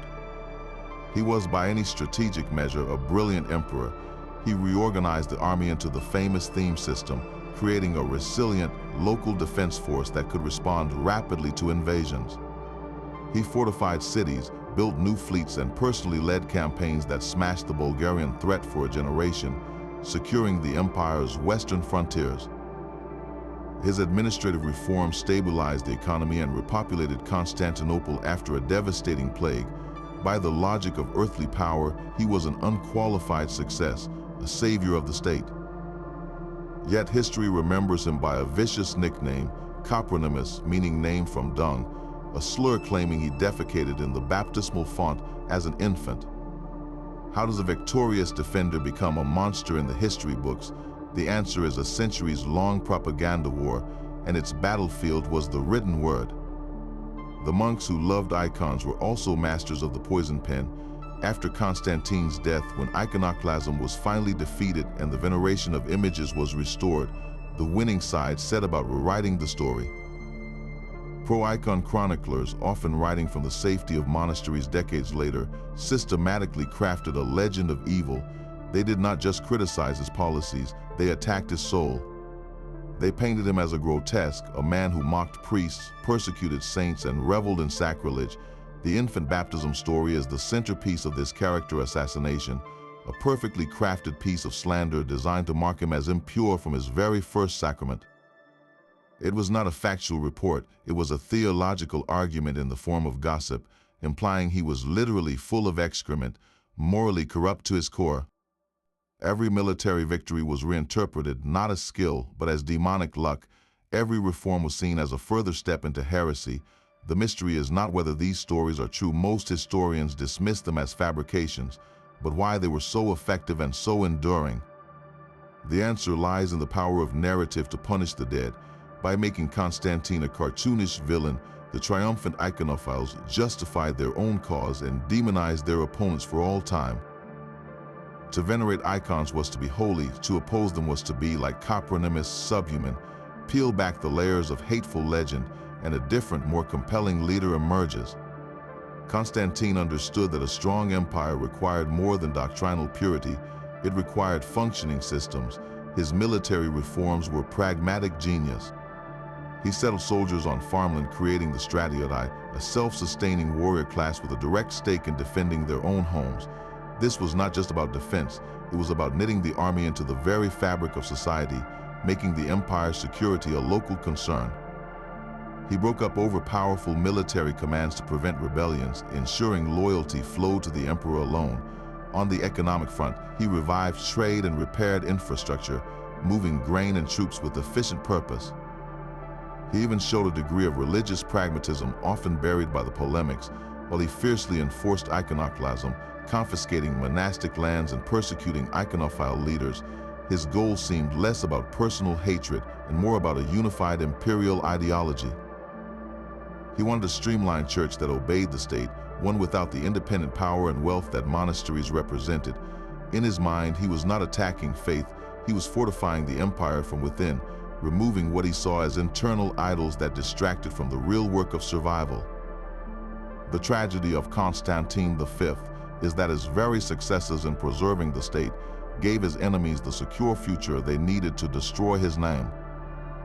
He won every battle except the final one, fought in ink and parchment long after he was gone, so we are left to wonder how many other capable rulers lie buried under the weight of a story told by the victors.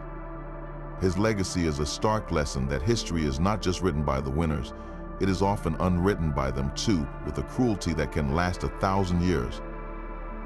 The victors who wrote history could erase a name, but they could not erase a throne. A woman now sat upon it, alone. Irene of Athens presents a mystery that cuts to the bone of human nature and imperial power.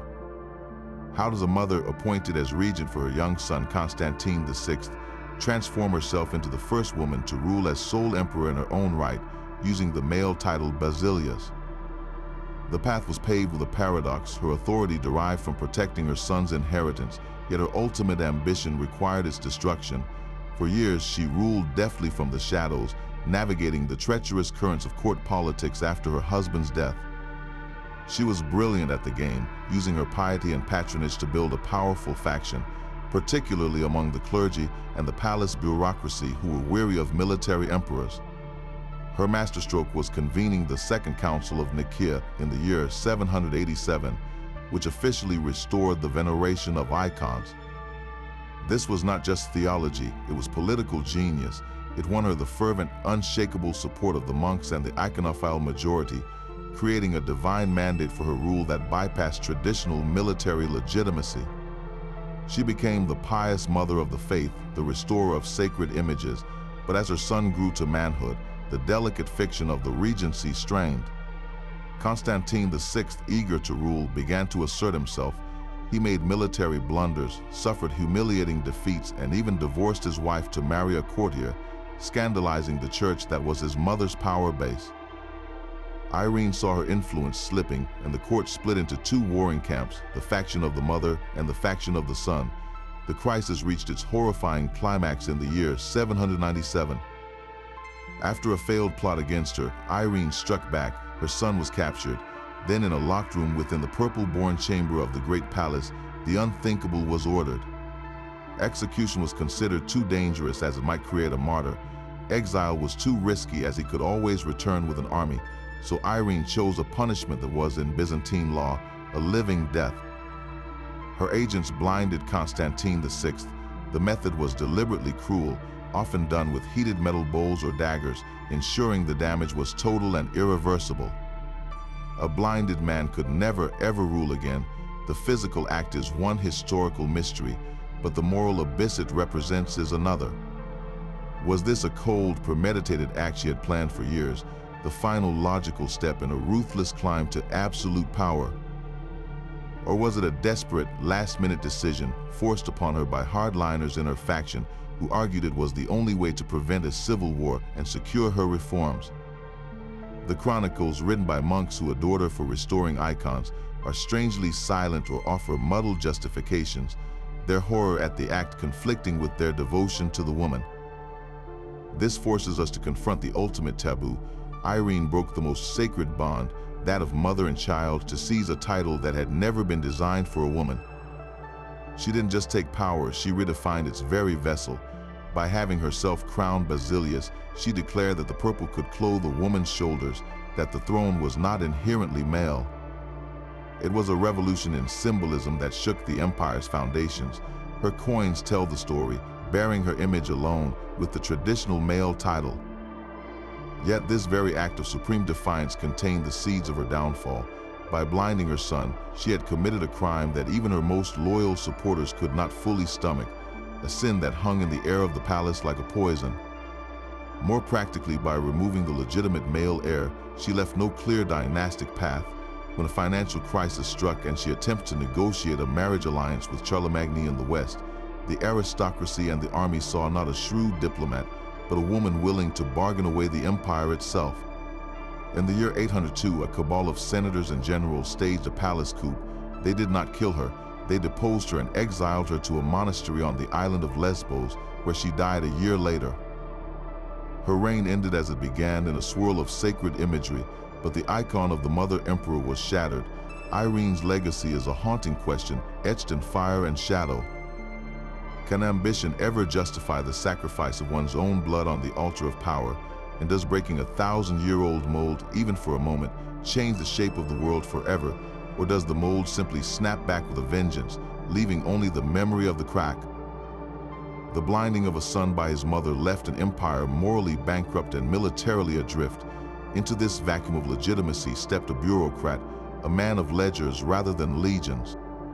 Nicephorus I was a finance minister, the logothete who seized the throne after Irene's fall. He saw an empire on the brink of fiscal collapse, its armies unpaid, and its defenses crumbling. His solution was brutal efficiency. He revoked tax exemptions for the church and the aristocracy. He forced loans from the wealthy, and he resettled populations to revive abandoned farmland. He was the ultimate accountant emperor, balancing the books with an iron fist, believing that restored wealth would automatically restore security. But in the summer of the year 811, this man of numbers made a fatal miscalculation on a map, leading his entire army into a mountain pass in Bulgaria. The Battle of Pliska was not just a defeat, it was an annihilation, a meticulously planned slaughter that has haunted military historians for centuries. The mystery is not that Nicephorus lost, but how a commander of his experience, leading one of the largest armies Constantinople had fielded in generations, walked so blindly into a trap of such perfect, devastating geometry. The campaign began with promise. Nicephorus marched north with overwhelming force, his troops a sea of iron and leather. He captured the Bulgar capital of Pliska and burned the royal palace, a symbolic victory that must have felt like the prelude to total conquest. Confident, perhaps overconfident, he then pushed deeper into the rugged Balkan mountains, pursuing the Bulgar Khan Krum and his retreating forces. This is where the geography itself became a weapon. Krum, a cunning and ruthless leader, funneled the Byzantine army into the narrow, winding passes of the Varbitsa or another similar range. The terrain here was a natural death trap, steep wooded slopes rising on either side of a constricted valley floor. Nicephorus, believing he was in pursuit, likely saw only a path forward, not a cage being built around him. The Bulgars had spent days, perhaps weeks, preparing the kill zone. They built wooden palisades and earthworks to block the valley's exit, sealing the front. Then, when the entire Byzantine column was deep inside the pass, they sprung the trap. From the high slopes, a rain of arrows, spears, and rolled logs descended on the packed, panicking soldiers below. The rear was also blocked, turning the pass into a slaughterhouse. There was no room to maneuver, no way to form a proper battle line. The elite imperial guard was cut down where they stood. The army, one of the last great forces of the old thematic system, was utterly destroyed. Nicephorus himself died in the chaos, though whether by a stray weapon or in a final desperate stand is lost to the roar of that day. The most experienced commander of his age had been outthought by a barbarian king, using the land itself as his primary general. It was a humiliating lesson in the limits of imperial arrogance, but the story of Nicephorus does not end on that bloody field.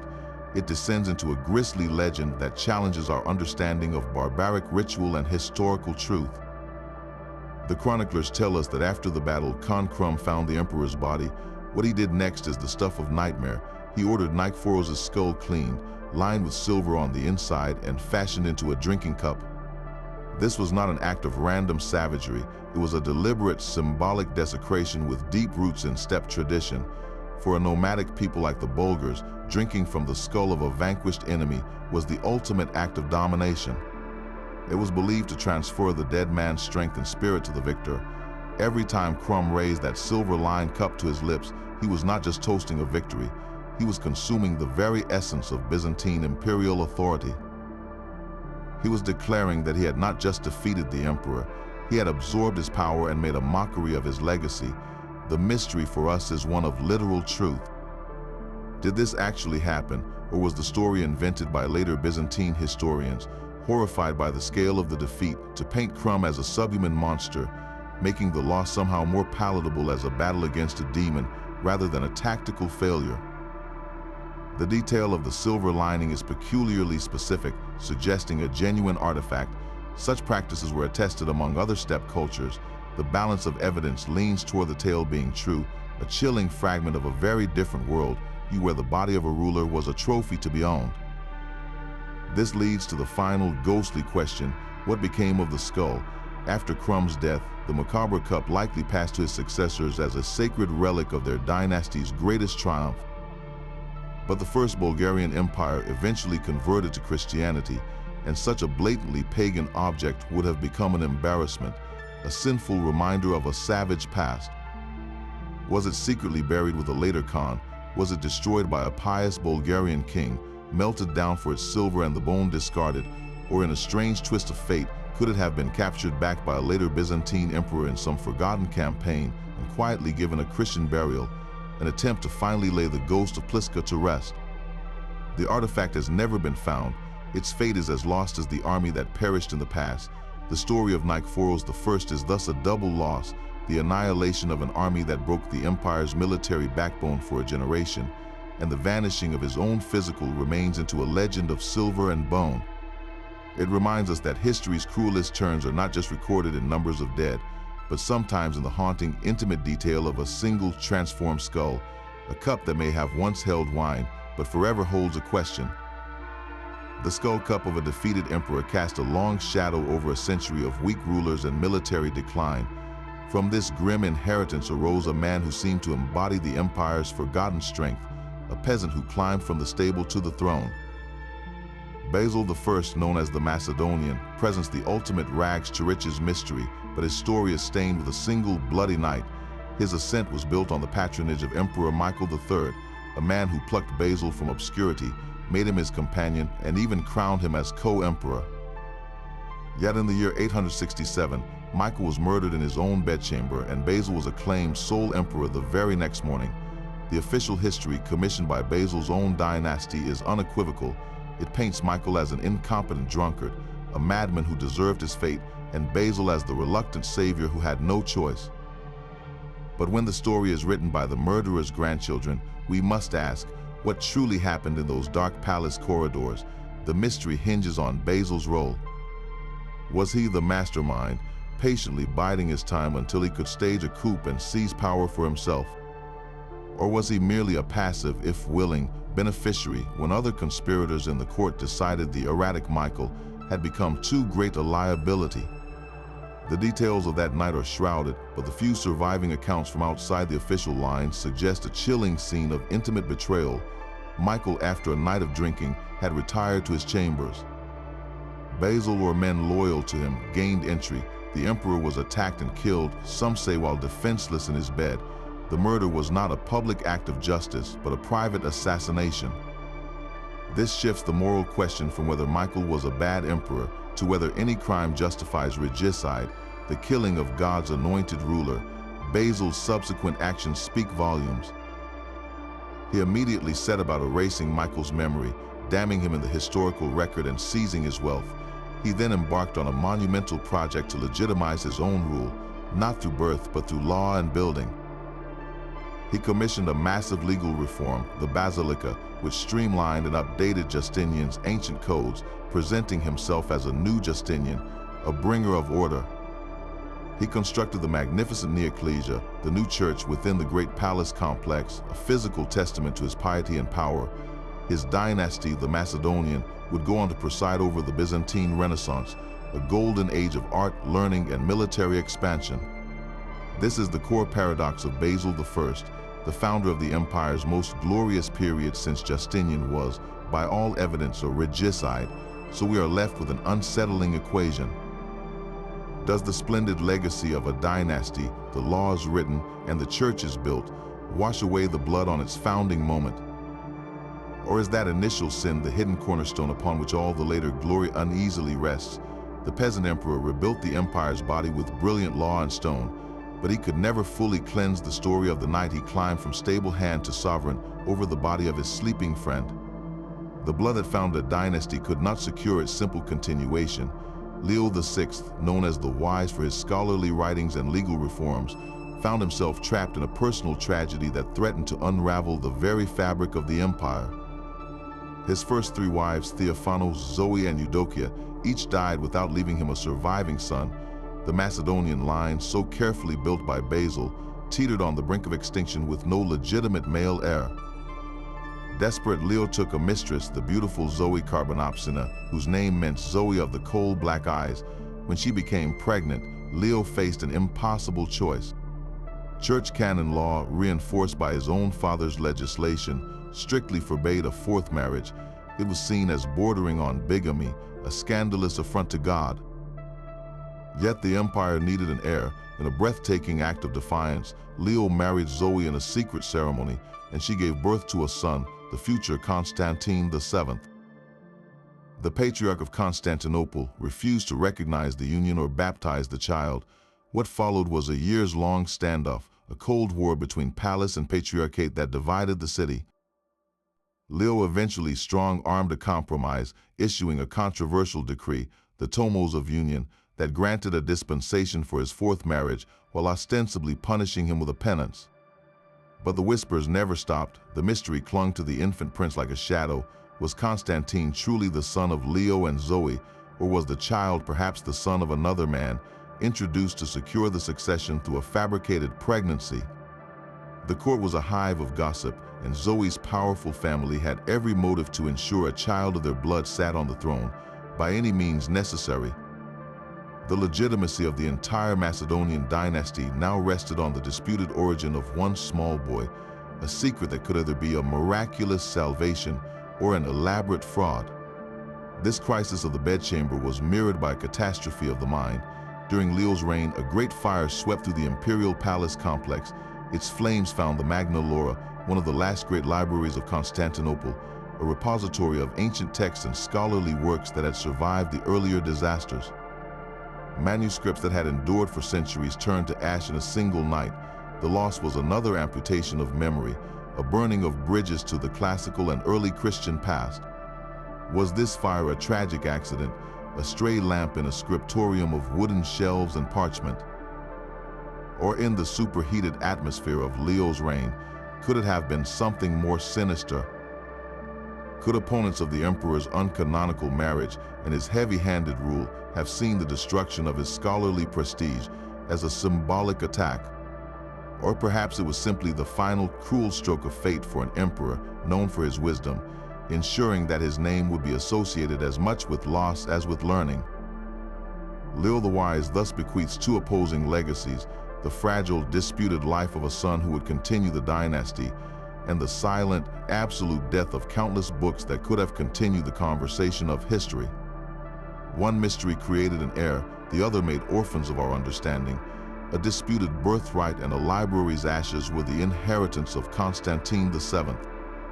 Known by the magnificent title Porphyrogenitos, meaning born in the purple, his legitimacy was forever questioned, yet his mind became the empire's greatest library. His reign is a puzzle of absence, a mystery of why a man who wrote so authoritatively about ruling seemed so reluctant to actually do it. For decades, he was emperor in name only, first overshadowed by his father's powerful advisor, then dominated by his ambitious father-in-law, the Admiral Romanos Lecapinos, who made himself co-emperor and pushed Constantine into the background. Even after Romanos fell, Constantine seemed to share power willingly with other family members. This presents a fascinating contradiction. Here was an emperor who authored or commissioned some of the most important political handbooks in history. His works like the Administrando Imperio on governing the empire and De Ceremoniis on court ritual are masterclasses in statecraft, dense with strategy, diplomacy, and the subtle theater of power. He understood the mechanics of rule better than almost anyone alive. So why did he not wield that knowledge like a sword to claim his birthright? Was he at heart more scholar than sovereign, a man who found truer power in the quiet order of parchment and ink than in the noisy, dangerous arena of the throne room? Or was he simply outmaneuvered by harder, hungrier men who saw his intellectual nature as a weakness to be exploited? The answer may lie in the very books he left behind. The Administrando Imperio is written as advice for his son, a guide to handling the empire's neighbors, from the cunning pechenegs of the steppe to the rising power of the Rus in Kiev. It is full of shrewd, even cynical political wisdom, but it is also a work meant for private imperial eyes only. It was a state secret bound in leather. This reveals a possible truth about Constantine. His power was not exercised in grand military campaigns or dramatic purges. It was exercised through control of knowledge itself. By codifying the rituals into ceremonies, he was not just recording tradition, he was defining it, setting in stone the procedures that made an emperor divine and untouchable. He was building an intellectual fortress for the monarchy, ensuring that even if a stronger man sat on the throne, the ultimate blueprint for legitimacy resided in the mind and the manuscripts of the porphyry-born prince. In this light, his passive rule becomes a different kind of strategy. Perhaps he understood that in the treacherous currents of 10th century politics, survival was the first victory. By allowing others to bear the risks and burdens of active rule, he preserved himself and, more importantly, his dynasty's future. He watched, he waited, and he wrote it all down, turning observation into a form of enduring authority. The beautiful illuminated manuscripts that bear his name, depicting him not in armor but in scholar's robes, often writing while a co-emperor handles a sword or a globe, are not admissions of weakness. There are declarations of a different kind of sovereignty. The mystery of Constantine VII, then, is not one of failure but of redefinition. He may have been the least commanding emperor of his age in person, but through his words, he became one of its most commanding voices for the ages. He traded the fleeting power of command for the eternal power of the record, leaving us to wonder whether the pen in the long shadow of history might indeed be mightier than the scepter it so meticulously described. The scholar emperor's quiet reign gave way to a storm of iron and terror. Basil II, the Bulgar slayer, ruled for almost 50 years, a lifetime spent almost entirely on horseback or in the field. His legacy is a landscape of bones and a chilling personal void. The central mystery of his life is not a battle, but a bedroom. Why did the most powerful man of his age, the unifier of the empire, never marry and father an heir? In an era where dynasties were everything, this was an act of supreme defiance, a conscious choice that doomed his bloodline to extinction. The theories are as stark as his character. Some say he was simply married to the army, a soldier monk whose only passion was for strategy and conquest. Others whisper of a personal tragedy, a lost love, or a betrayal that turned his heart to stone.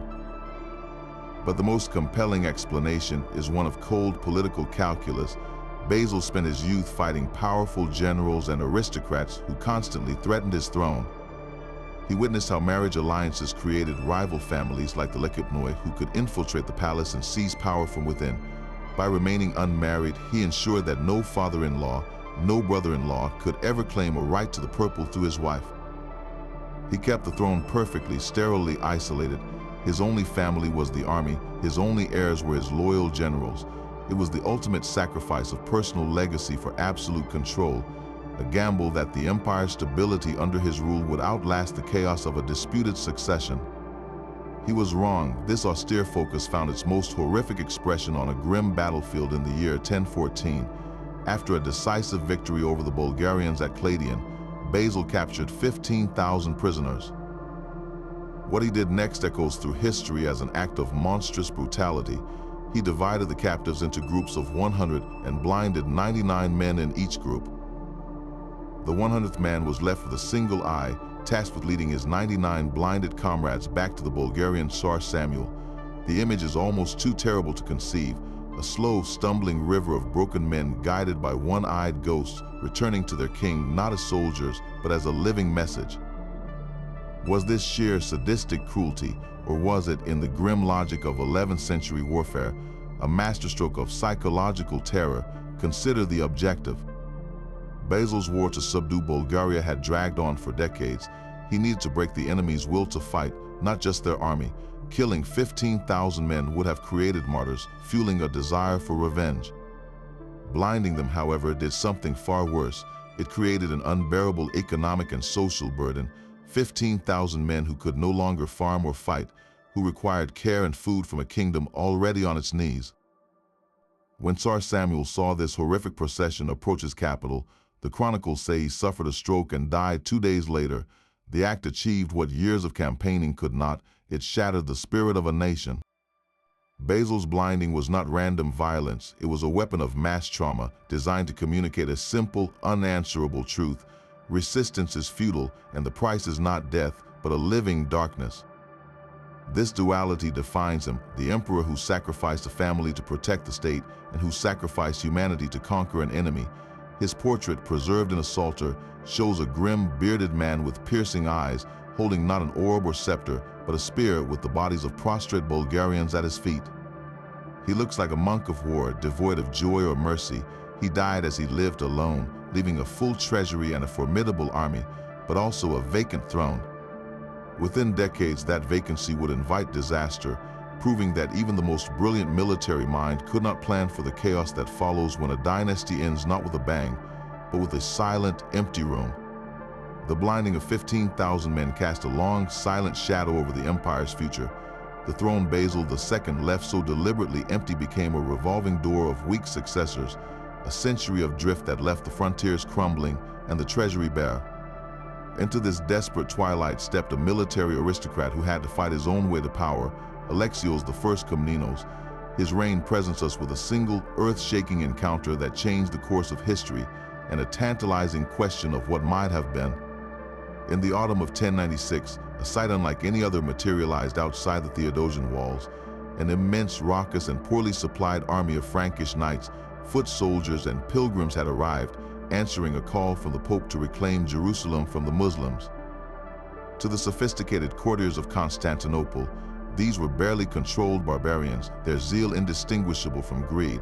For Alexios, recovering from a near-fatal defeat and fighting to hold on to Anatolia, their arrival was both a miracle and a nightmare. The mystery lies in his immediate reaction. He swiftly moved the Crusader leaders inside the city, wining and dining them in the lavish palace while the restless armies camped outside.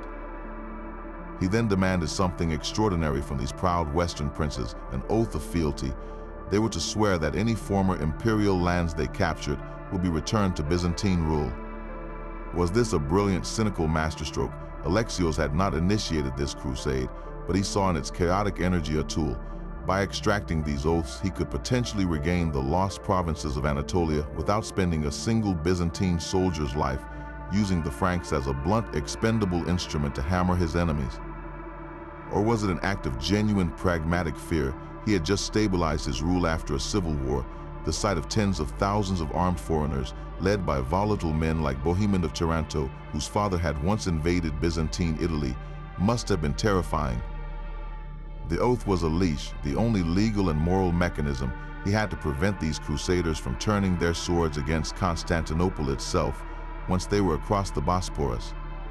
His strategy seemed to work at first. The crusaders, after a brutal siege, captured the critically important city of Nicaea. True to their oath, they handed it over to Alexios' representatives, not sacking it for themselves.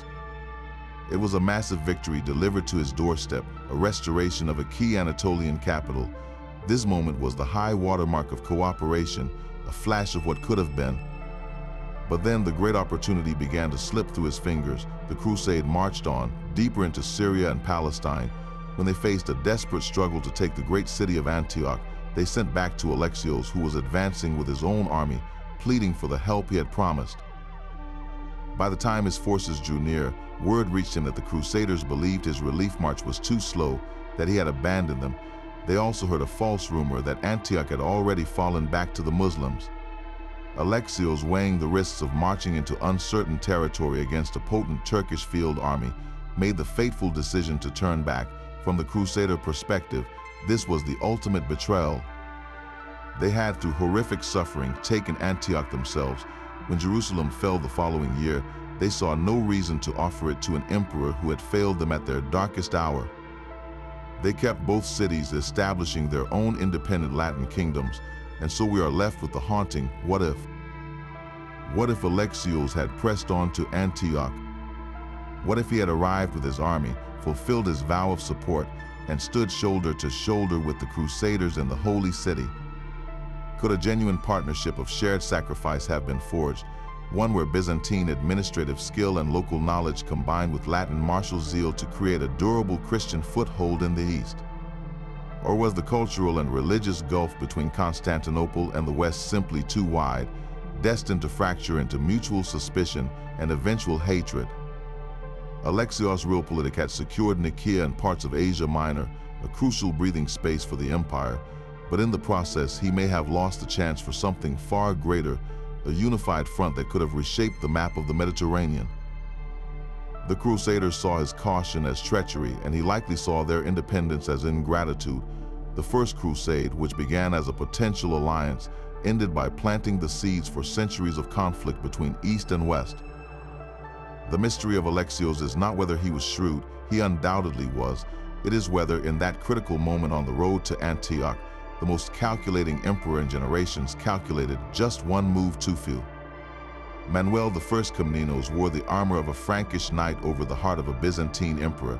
This was more than a fashion choice, it was a living riddle. In an empire that had grown deeply suspicious of the Latin West after the First Crusade, Manuel passionately embraced its culture. He hosted lavish tournaments in the Hippodrome, competing in jousts himself. He filled his court with Western advisors and sought marriage alliances with Latin princesses. The central mystery of his reign is one of motive. Was this all a brilliant, long-term diplomatic performance? By adopting their customs, did he hope to disarm the Latins, to make them see Byzantium not as a schismatic rival, but as a fellow chivalric power, thereby weaving the West into a network of alliances he could control? Or was it a profound personal fascination, a romantic infatuation with the knightly ideal that clouded his political judgment? His actions suggest a man who genuinely believed the two worlds could be fused. He dreamed of a restored Roman Empire that included both Constantinople and the kingdoms of the West, a universal Christian commonwealth under his leadership. This grand vision, however, required the firm reclamation of Anatolia, the empire's historic heartland, from the Turkish Seljuks.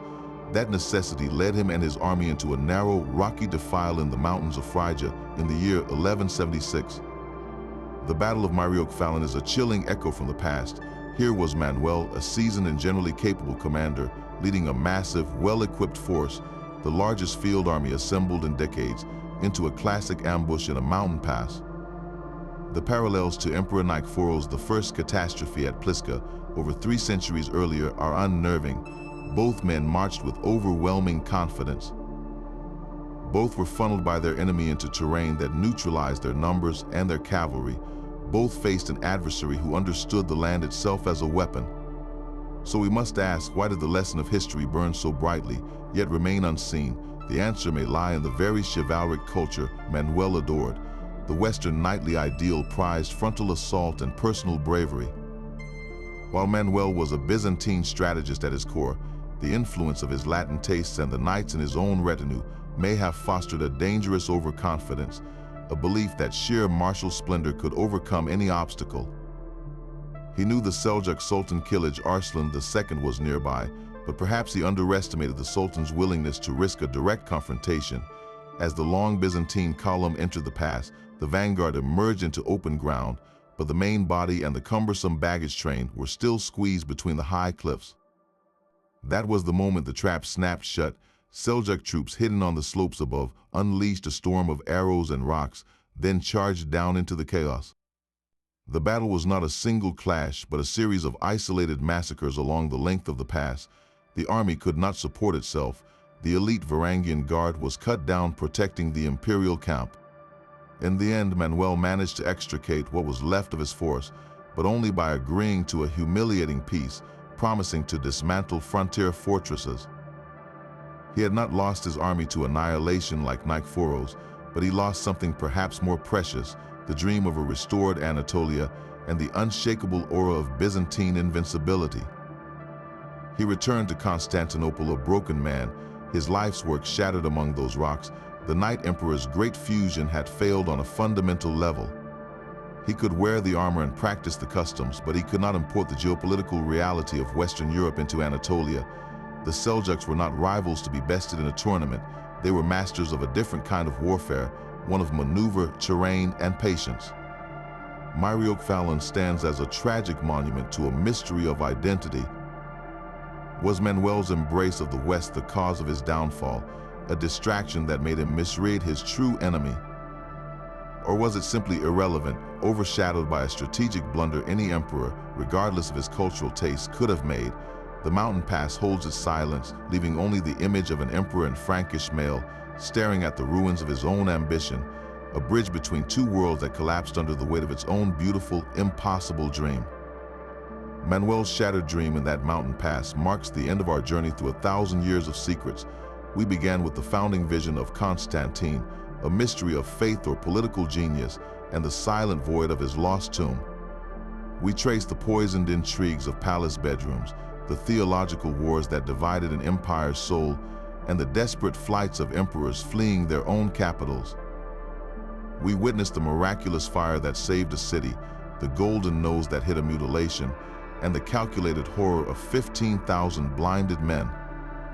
From the ashes of a great library to the silver lining of a vanquished emperor's skull, this was never a simple chronicle of dates and battles. It is a rich human tapestry woven from ambition and fear, from profound belief and shocking betrayal, from the brilliant light of Hagia Sophia to the dark, forgotten aqueducts used to sneak back onto a stolen throne. Each reign we explored was not just a chapter of rule, but a doorway into an unsolved puzzle, a lingering what if that challenges our understanding of power, faith, and legacy. So now the final question turns to you. After this millennium of mystery, which emperor's story captivated you the most? Was it the tragic duality of Heraclius, the savior who could not save his own house? The chilling enigma of Irene of Athens, the mother who blinded her son, or the desperate gamble of Justinian II, crawling back to power through a water conduit? Share your thoughts in the comments below, speculate on the answers to these ancient riddles, and tell us which other hidden stories from history you would like us to explore. For more deep dives into the shadows of the past, be sure to subscribe. The Vault of History is never truly locked, and the next mystery is always waiting to be uncovered.